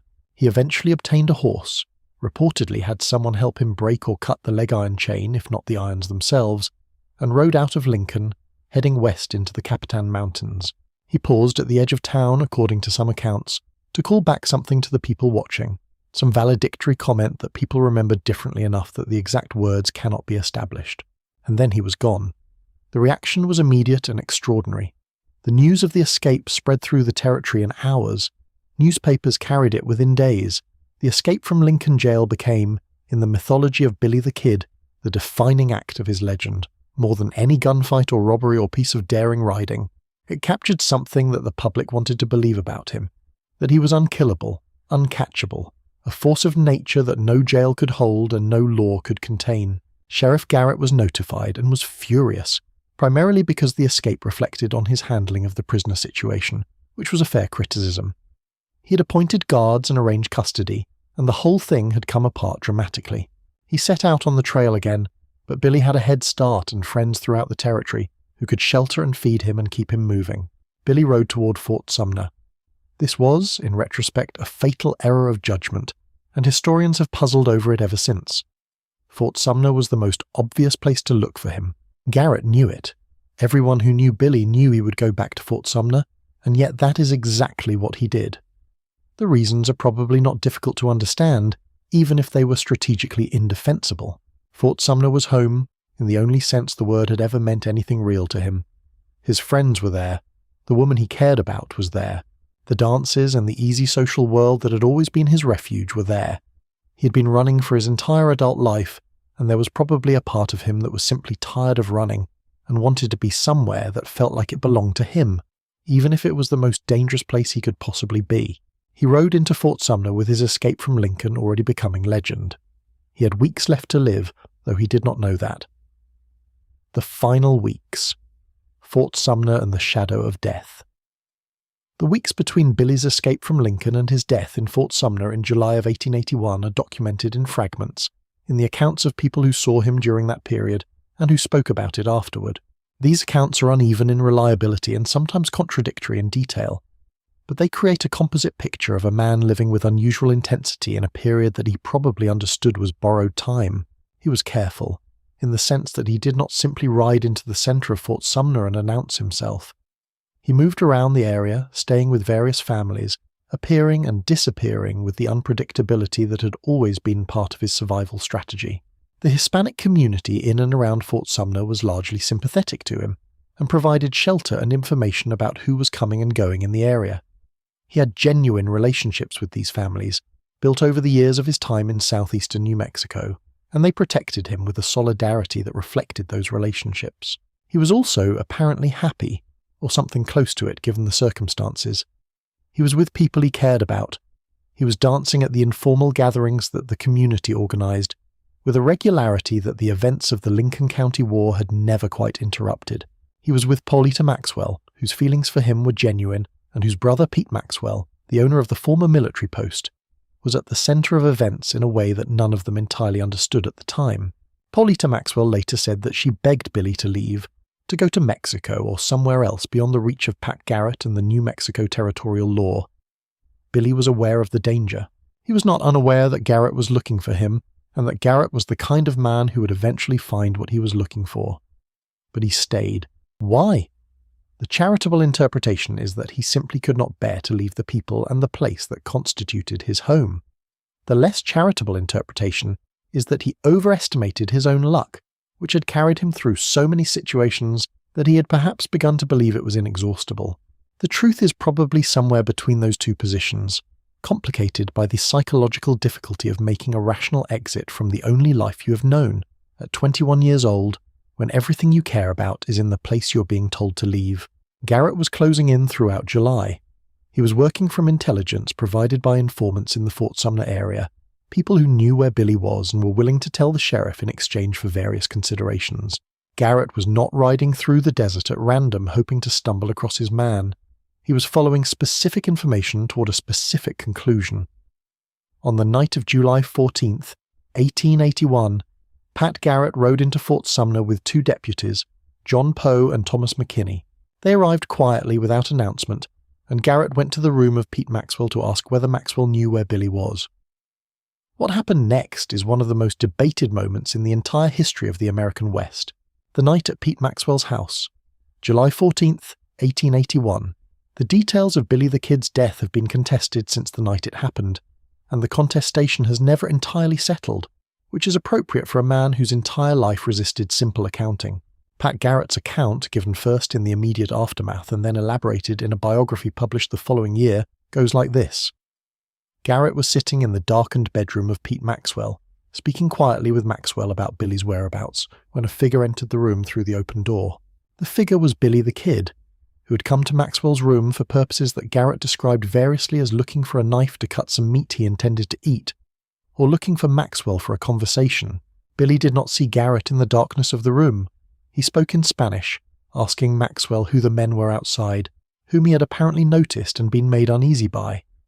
And then, before he could register what was happening, Garrett fired twice. The first bullet struck Billy in the chest above the heart.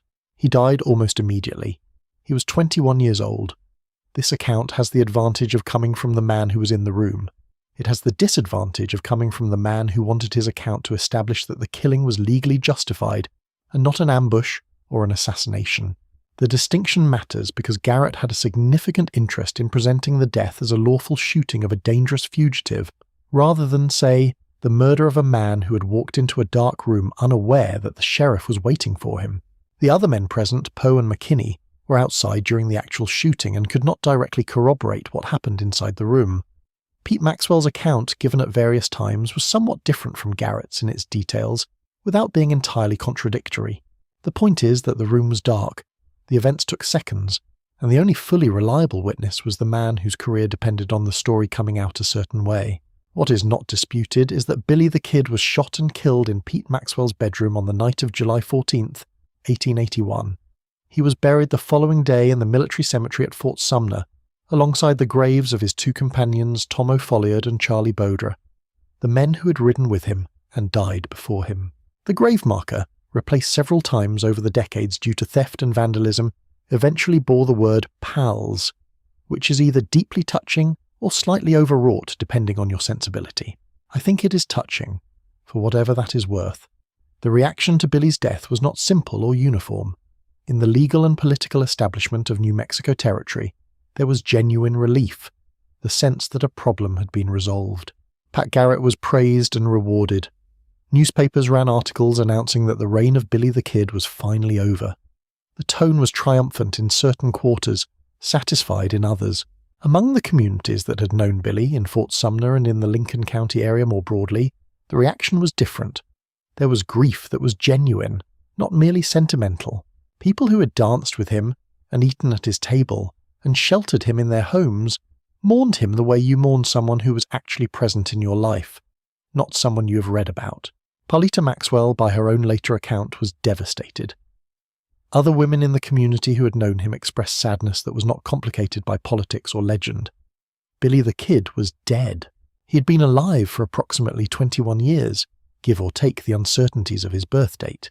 He had killed somewhere between 4 and 9 people, depending on how you count.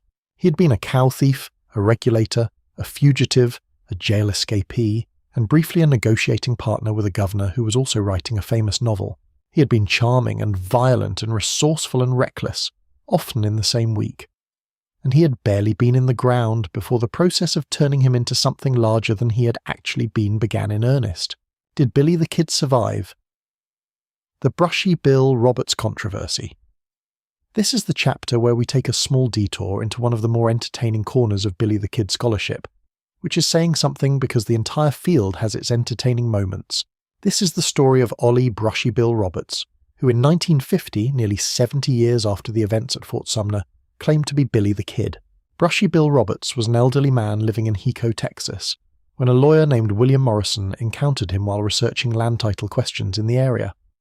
Roberts apparently dropped hints that he had a secret past, and Morrison, intrigued, began interviewing him. The story that emerged was extraordinary. Roberts claimed that the shooting at Pete Maxwell's house had been staged, that Garrett had actually shot someone else and allowed Billy to escape, and that he, Roberts, had subsequently lived under various names for 70 years. The story had enough internal consistency to be interesting, and enough obvious problems to be deeply suspicious. Roberts claimed to remember events from Billy's life in convincing detail, but he also got significant details wrong, remembered things that did not happen, and failed to remember things that definitely did. He was unable to read or write, which Billy had clearly been able to do given the letters he had written. He was physically frail in ways that made certain aspects of his claimed history implausible, and when Morrison arranged for him to appear before New Mexico Governor Thomas Mabry to request a formal pardon, the hearing went badly enough that the governor declined to pursue the matter further. Roberts died shortly after the hearing, in December of 1950, taking his claimed secrets with him. Historians are almost uniformly skeptical of the Brushy Bill Roberts story. The evidence that Garrett killed Billy the Kid at Fort Sumner on July 14, 1881, is considered solid by the standards of frontier historical documentation. There were witnesses. There was a body. There was a burial. There was no evidence of a conspiracy sophisticated enough to fake the death while allowing the actual person to escape undetected. But the Brushy Bill story persisted, and versions of it continued to circulate, and this persistence itself tells us something important. The idea that Billy the Kid might have survived, that the most famous outlaw in American history might have outwitted even death, speaks to a deep cultural need that has very little to do with historical accuracy. America had decided that Billy the Kid was unkillable, and the idea that he simply died in a dark room at 21, shot before he even registered who was in there with him, felt too ordinary, too anticlimactic for a legend of such proportions. There have been other claimants over the years, individuals who asserted in various degrees of seriousness that they were the real Billy the Kid living under assumed identities. None of them have held up under scrutiny. In the most recent significant development, Lincoln County officials obtained permission to exhume remains associated with Billy and his mother Catherine to conduct DNA comparison tests. Though the legal complications of the project and questions about chain of custody for the remains have prevented definitive resolution, even this long after the fact, the grave at Fort Sumner, marked and remarked over the decades, remains. The legend, as we will see, needed no grave to flourish. The legend grows, dime novels, films, and American mythology. Pat Garrett, in one of the more striking ironies of the Billy the Kid story, became the first major contributor to the legend he'd helped end. In 1882, less than a year after the shooting at Fort Sumner, Garrett published a biography of Billy the Kid written in collaboration with a journalist named Ash Upson. The book was called The Authentic Life of Billy the Kid, and its title deserves a certain amount of appreciation for what we might gently call ambition, given that Upson appears to have contributed significant material that was not particularly constrained by strict factual accuracy. The Garrett Upson biography was not a hit in its original form. It sold modestly and then faded, which was frustrating for Garrett, who had hoped the book would generate income and cement his reputation. But the text survived, and later writers and filmmakers used it as a primary source, embedding its particular version of events, including some of the most colourful and least reliable anecdotes, into the foundation of the Billy the Kid mythology. The dime novel industry, which had already been paying attention to Billy while he was alive, accelerated its production after his death. These were cheap, fast, vividly printed booklets that sold for a dime and which told adventure stories with exactly the kind of accuracy that their price point suggests. Billy the Kid appeared in numerous dime novels through the 1880s and 1890s, each one adding details, adventures, and moral frameworks that had no particular connection to anything that had actually happened in Lincoln County or Fort Sumner. He became a superhero of the frontier, a man who could shoot straight through the impossible, who was kind to the weak and terrible to the powerful, who operated by a code of honor that the corrupt world around him had abandoned. The dime novel Billy was also notably whitened. Not in a racial sense exactly, but in a moral one. The complicated reality of the Lincoln County War, the ambiguous ethics of the regulator campaign, the cattle rustling, the jail escapes that involved killing guards. All of this was simplified and clarified into a story about a noble young man fighting a corrupt establishment. The elements that fit this narrative were kept and amplified. The elements that did not fit were quietly dropped. This process was not unique to Billy the Kid. It is, in fact, the standard operating procedure of myth-making in any culture. The raw material of a complicated life gets sorted by the myth-making machinery. The inconvenient parts are removed, the appealing parts are polished, and what emerges is a story that serves the needs of its audience rather than the truth of its subject. Billy the Kid was excellent raw material for this process because his life contained so many genuinely dramatic elements: genuine heroism, genuine villainy, genuine pathos, genuine humour, that the myth-makers had a lot to work with. By the turn of the 20th century, Billy the Kid was already one of the most recognisable names in American culture. He was not the most respected figure exactly. He was a criminal, and the official discourse around him still framed him in those terms. But he was famous in the particular way that Americans have always found compelling: the fame of the rebel, the outsider, the man who refused to bend to authority, even when bending would have saved his life. This fame was about to get considerably larger because the movies were coming. Billy the Kid in film and television, a century of reinvention. The first film about Billy the Kid appeared in 1911, which means that the cinematic life of Billy the Kid is almost exactly as old as the medium itself. It was a silent film, naturally, and its Billy bore roughly the same relationship to the historical record as a fever dream bears to the events that triggered the fever. But it established the template: the young man with the gun, the outlaw code, the doomed beauty of a life lived outside the law. The silent era produced several Billy the Kid pictures, each one working within the aesthetic conventions of early cinema, while using Billy's name to attract an audience that already knew who he was. These films were not sophisticated by any standard that we would apply now. They were morality plays dressed in Western clothes, and the morality was usually simple enough to be communicated through title cards that any literate member of the audience could follow. The first sound-era Billy the Kid was played by Johnny Mac Brown in a 1930 MGM production that is interesting primarily for what it tells us about what the Depression-era audience wanted from the outlaw legend. This Billy was sympathetic, wronged, essentially heroic, a good man driven to bad deeds by circumstances beyond his control. The Murphy Dolan faction, translated into the conventions of the Western, was the corrupt establishment, rich and powerful and cruel. Billy was the people's champion. It was not history, but it was good box office, which in Hollywood is the relevant standard. The Billy the Kid films continued through the 1940s and 50s, with various actors cycling through the role in varying degrees of relation to the historical figure. Roy Rogers played him, which tells you something about how far the legend had travelled from its origins. Howard Hughes produced a 1943 version, notable primarily for starring Jane Russell and for generating controversy about the display of her figure on promotional materials, which occupied censors considerably more than the question of historical accuracy occupied anybody.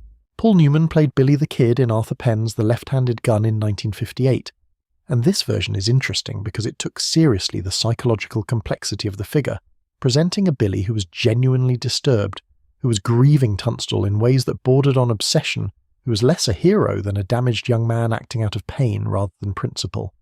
Newman's Billy was not charming. He was volatile and dangerous and ultimately sad. The film was not a commercial success, but it was taken seriously as art, and it marked a shift in how Billy could be portrayed on screen. The most commercially successful film version in the modern era was Young Guns in 1988, which starred Emilio Estevez as Billy in a movie that made no great claim to historical accuracy, but which captured something of the energy and camaraderie of the Regulator Group in a way that younger audiences responded to immediately. The film was deliberately styled for the 1980s with a soundtrack and a visual energy that had nothing to do with 1878, but which made the story feel immediate and relevant. Young Guns was followed by Young Guns 2 in 1990, which had Billy survive the shooting at Fort Sumner and live into old age, which is the movie version of the Brushy Bill hypothesis, and which was almost as historically reliable. Television has returned to Billy the Kid repeatedly across the decades, in miniseries, in episodes of anthology westerns, in documentaries that range from the thoroughly researched to the thoroughly sensational. Each decade has found something new in the story, or rather found something new in itself that the story could reflect back. The rebel of the 1960s, the anti-establishment hero of the 1970s, the traumatized youth of the 1980s and 1990s, the complex historical figure of the more documentary-minded recent period. What is consistent across all of these versions is not anything particular about Billy the Kid, but something particular about the American audience. The story keeps getting told because Americans keep needing it, in slightly different configurations to address slightly different anxieties and aspirations. The story is a mirror. Billy is whatever we need him to be. The landscape that made him, New Mexico and the American Southwest. You cannot fully understand Billy the Kid without understanding the landscape he moved through, because the landscape was not merely the setting for the story, it was a participant in it. The New Mexico of the 1870s was a physical environment that shaped the people who lived in it, in ways that are hard to convey to someone who has not spent time in that particular kind of country. The high desert of southeastern New Mexico occupies a zone between the Rocky Mountains to the north and west, and the Chihuahuan Desert that extends southward into Mexico. The elevation is significant. Most of the relevant country sits between 4,000 and 6,000 feet above sea level, which means the air is thinner than people accustomed to lower elevations notice when they exert themselves. The winters are cold with real snow possible in the mountains. The summers are hot with afternoon thunderstorms that build up over the ranges and release enormous quantities of rain in short bursts that run off the hard ground rather than soaking in. The grass in the high desert grasslands, the Llano Estacado that extends east into Texas, was the foundation of the cattle economy that drove everything else in Lincoln County. It was grama grass, short and nutritious, capable of supporting large herds if the rainfall cooperated and the management was reasonable. The cattle barons who controlled Lincoln County were cattle barons because of this grass, because the particular combination of elevation, rainfall, and soil type produced something that cattle needed and that could be converted into the beef that eastern markets wanted. The grass was money, and the water was power, and the men who controlled both made the rules. The Rio Bonito, which ran through the town of Lincoln, was a modest river by any objective measure, but in a landscape where water was the limiting factor for agriculture and ranching, it was enormously consequential. The settlements along the Rio Bonito, Lincoln itself, the various ranches and homesteads upstream and downstream, were possible because of that water. The Lincoln County War was, in significant part, a war over who controlled the economic benefits of the irrigated land along the river. Lincoln itself, the town that gave its name to the county, and that was the site of so much of the story's most dramatic action, was tiny. It is hard to convey how small it actually was. A single main street perhaps half a mile long, lined with adobe buildings of varying quality and ambition. The Murphy Dolan store at the western end, the McSween house near the eastern end, the little church somewhere in the middle. In the late 1870s, it probably had a population of around 150 people on a busy day, supplemented by the ranchers and riders who came in for supplies, legal business, and the occasional drink. Today, Lincoln is preserved as a historic site, Lincoln State Monument, and it looks remarkably as it did in 1878 because adobe buildings, when maintained, are durable and because the town never grew large enough to generate the development pressure that would have replaced the old structures with new ones. You can walk the street where Brady and Heinemann were shot. You can see the building where Billy was held and from which he escaped. You can see the approximate location of the McSween house, though the building itself is gone. The landscape is quiet now, tourist quiet rather than frontier quiet. But the physical scale is still there, still telling you something about how small the world was where these large events occurred. Fort Sumner is similarly preserved, though more modestly. The old military post is gone, replaced by the small community that grew up around the Maxwell family's ranching operation, and that community has remained small. The grave where Billy the Kid is buried, in what was once the military cemetery, is a genuine tourist attraction, in a place that is otherwise not particularly on the way to anywhere.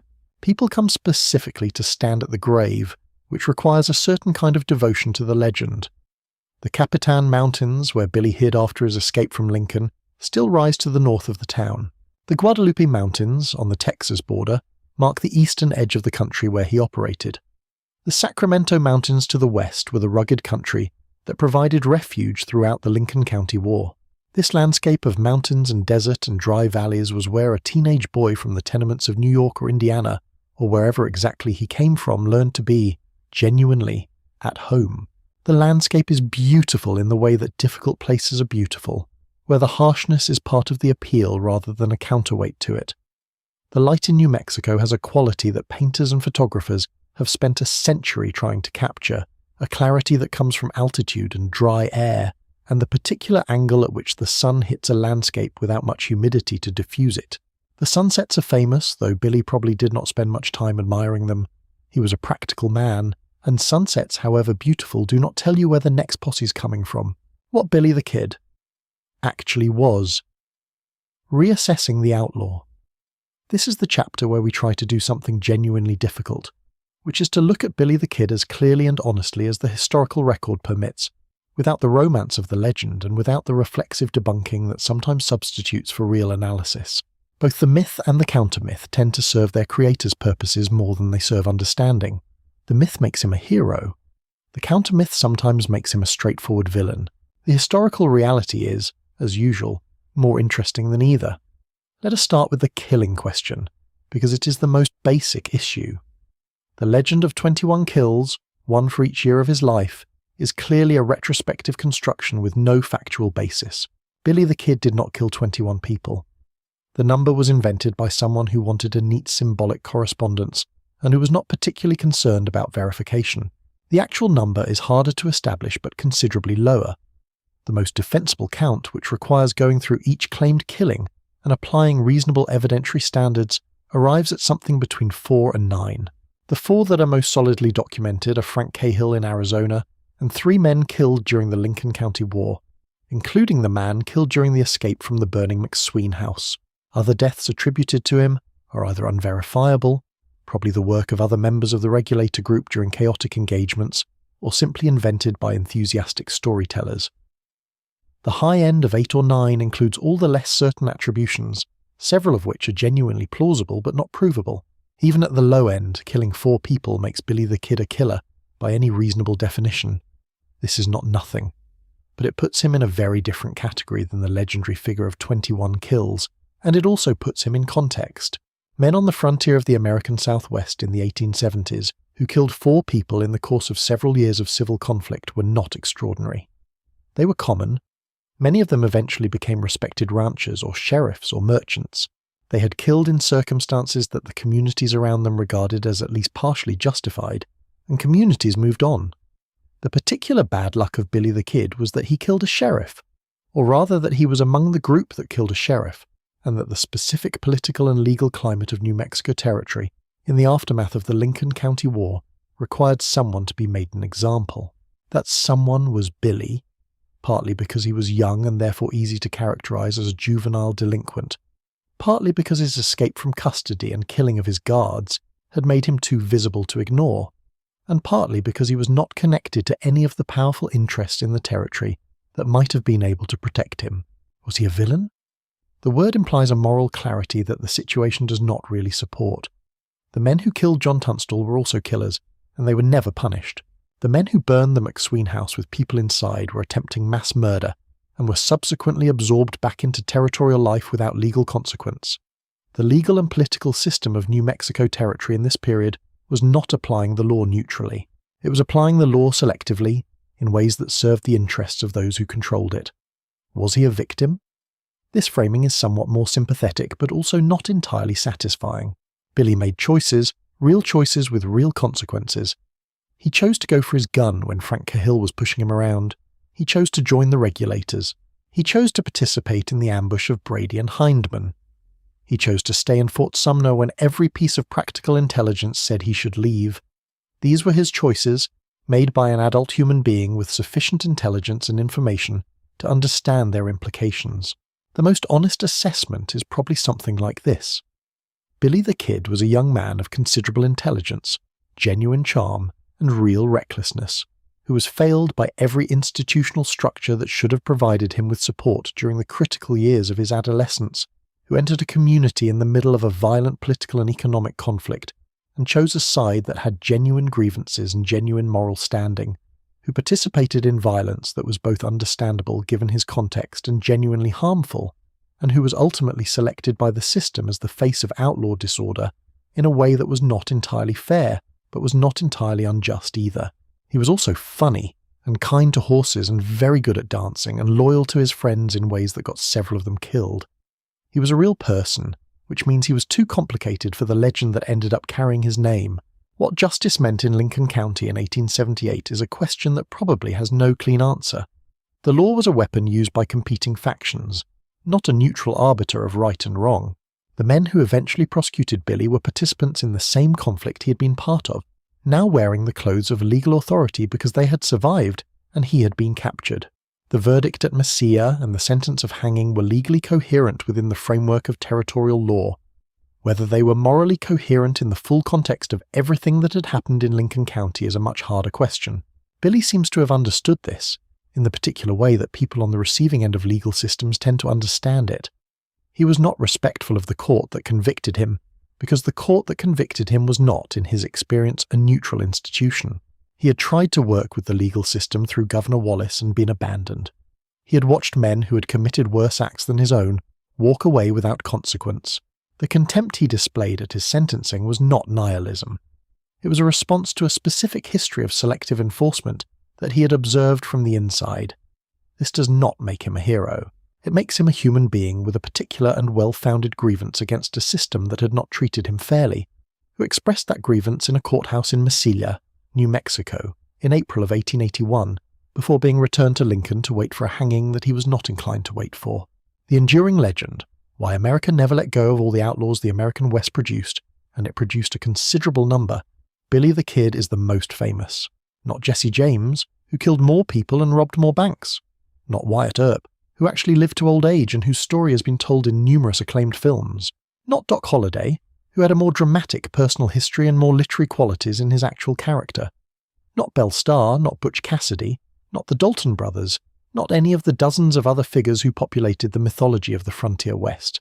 Billy the Kid, a 21-year-old from New Mexico who killed maybe 4 people, escaped from 2 jails, was shot in a dark room before he could even register the danger, and has been famous ever since. Why? The question deserves a real answer, not just the observation that it is true. Part of the answer is timing. Billy the Kid lived and died at the precise moment when the mythology of the American West was being constructed for mass consumption. The dime novel industry, the newspaper wire services, the early photography that could distribute images across the country, all of these were reaching maturity at exactly the moment when Billy was providing material. He was not the only outlaw in the territory, but he was the outlaw who was providing the most dramatically satisfying stories at the most opportune moment for those stories to be amplified and distributed. Part of the answer is his youth. He was 21 when he died, and he had been doing notable things since he was 17 or 18. This meant that even people who regarded him as a criminal regarded him as a young criminal, someone who had not yet fully hardened into the kind of irremediable villainy that adults were capable of. He was a kid. The name said so. And Americans have always had a complicated relationship with youthful rebellion, understanding it more sympathetically than adult rebellion even when the acts are identical. Part of the answer is the story's shape.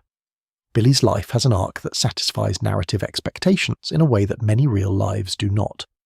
There is a beginning, the impoverished child of an immigrant mother moving westward through loss. There is a middle, the Regulator Campaign and the Lincoln County War, with its genuine moral complexity and its genuine drama.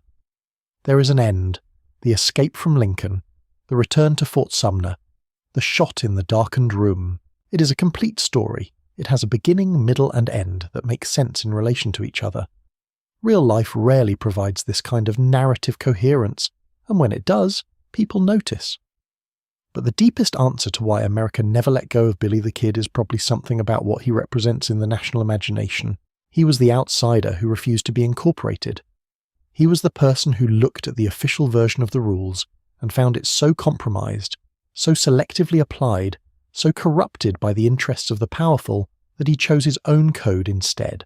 This is a deeply American fantasy, rooted in the revolutionary tradition, in the frontier mythology, in the Protestant suspicion of institutional authority that runs through American culture like a current.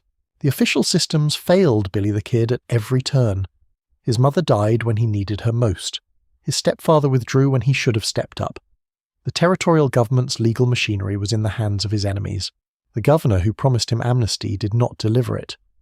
The legal system that convicted him was operated by people who were themselves participants in the conflict they were adjudicating. And in the face of all of this failure, Billy kept moving, kept finding ways through, kept choosing his own terms rather than the terms being imposed on him. This is not a blueprint for living. The actual consequences of this approach were, as noted, dying at 21 in a dark room before you even saw the gun. But as a fantasy of refusal, as a story about the possibility of maintaining your own integrity in a corrupt world, it has enormous power. Every generation finds in it something that speaks to its own experience of institutions that have failed them, of systems that apply their rules selectively and punish the weak while protecting the powerful. Billy the Kid became a legend because he was available to become one. A charismatic, photogenic young man who died before his story could become complicated by age and compromise, at exactly the moment when the machinery for creating legends was being built. But he stayed a legend because Americans needed the particular kind of story his life told. The story of the natural man against the corrupt institution. The story of loyalty and betrayal. The story of a boy who should have had a different life, and who made the best of the one he got, all the way to the end. He was not a hero. He was not a villain.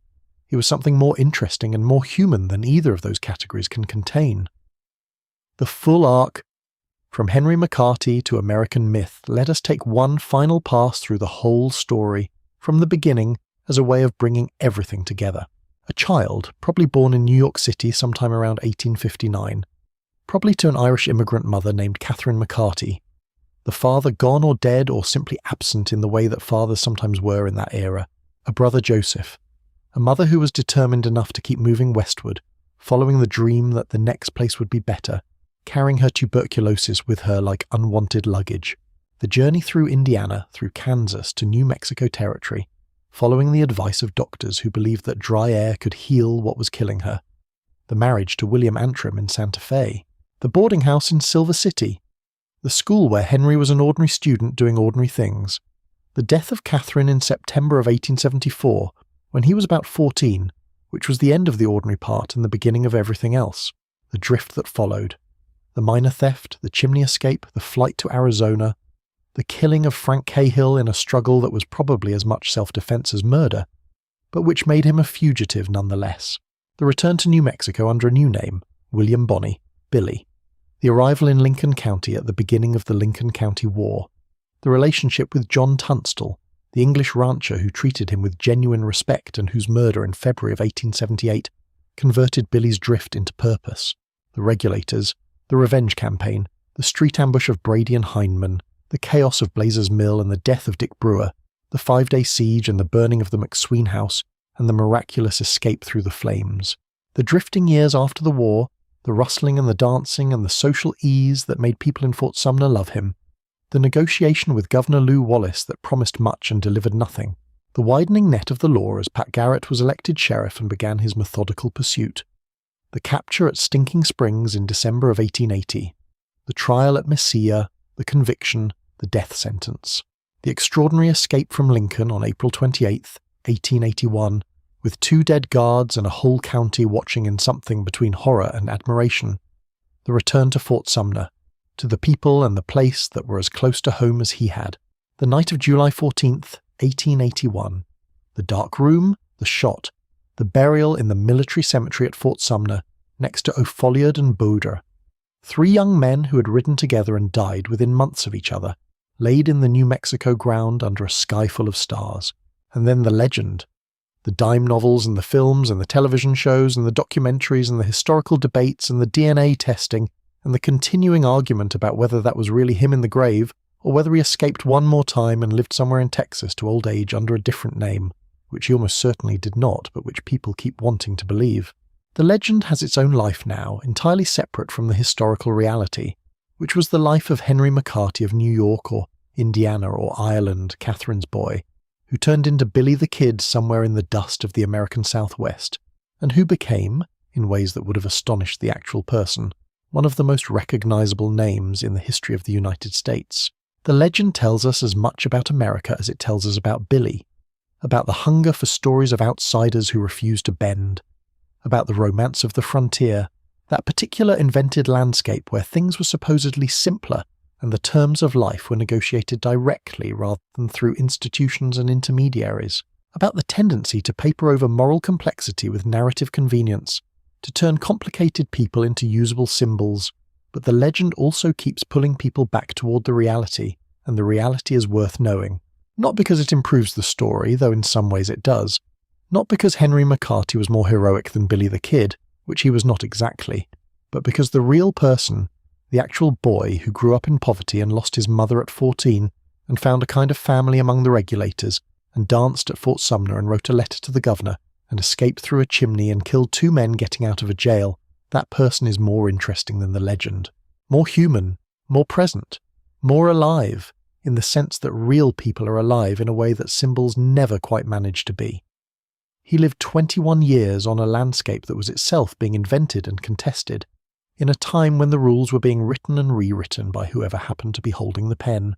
He played the hand he was dealt with more style than most people manage with considerably better cards.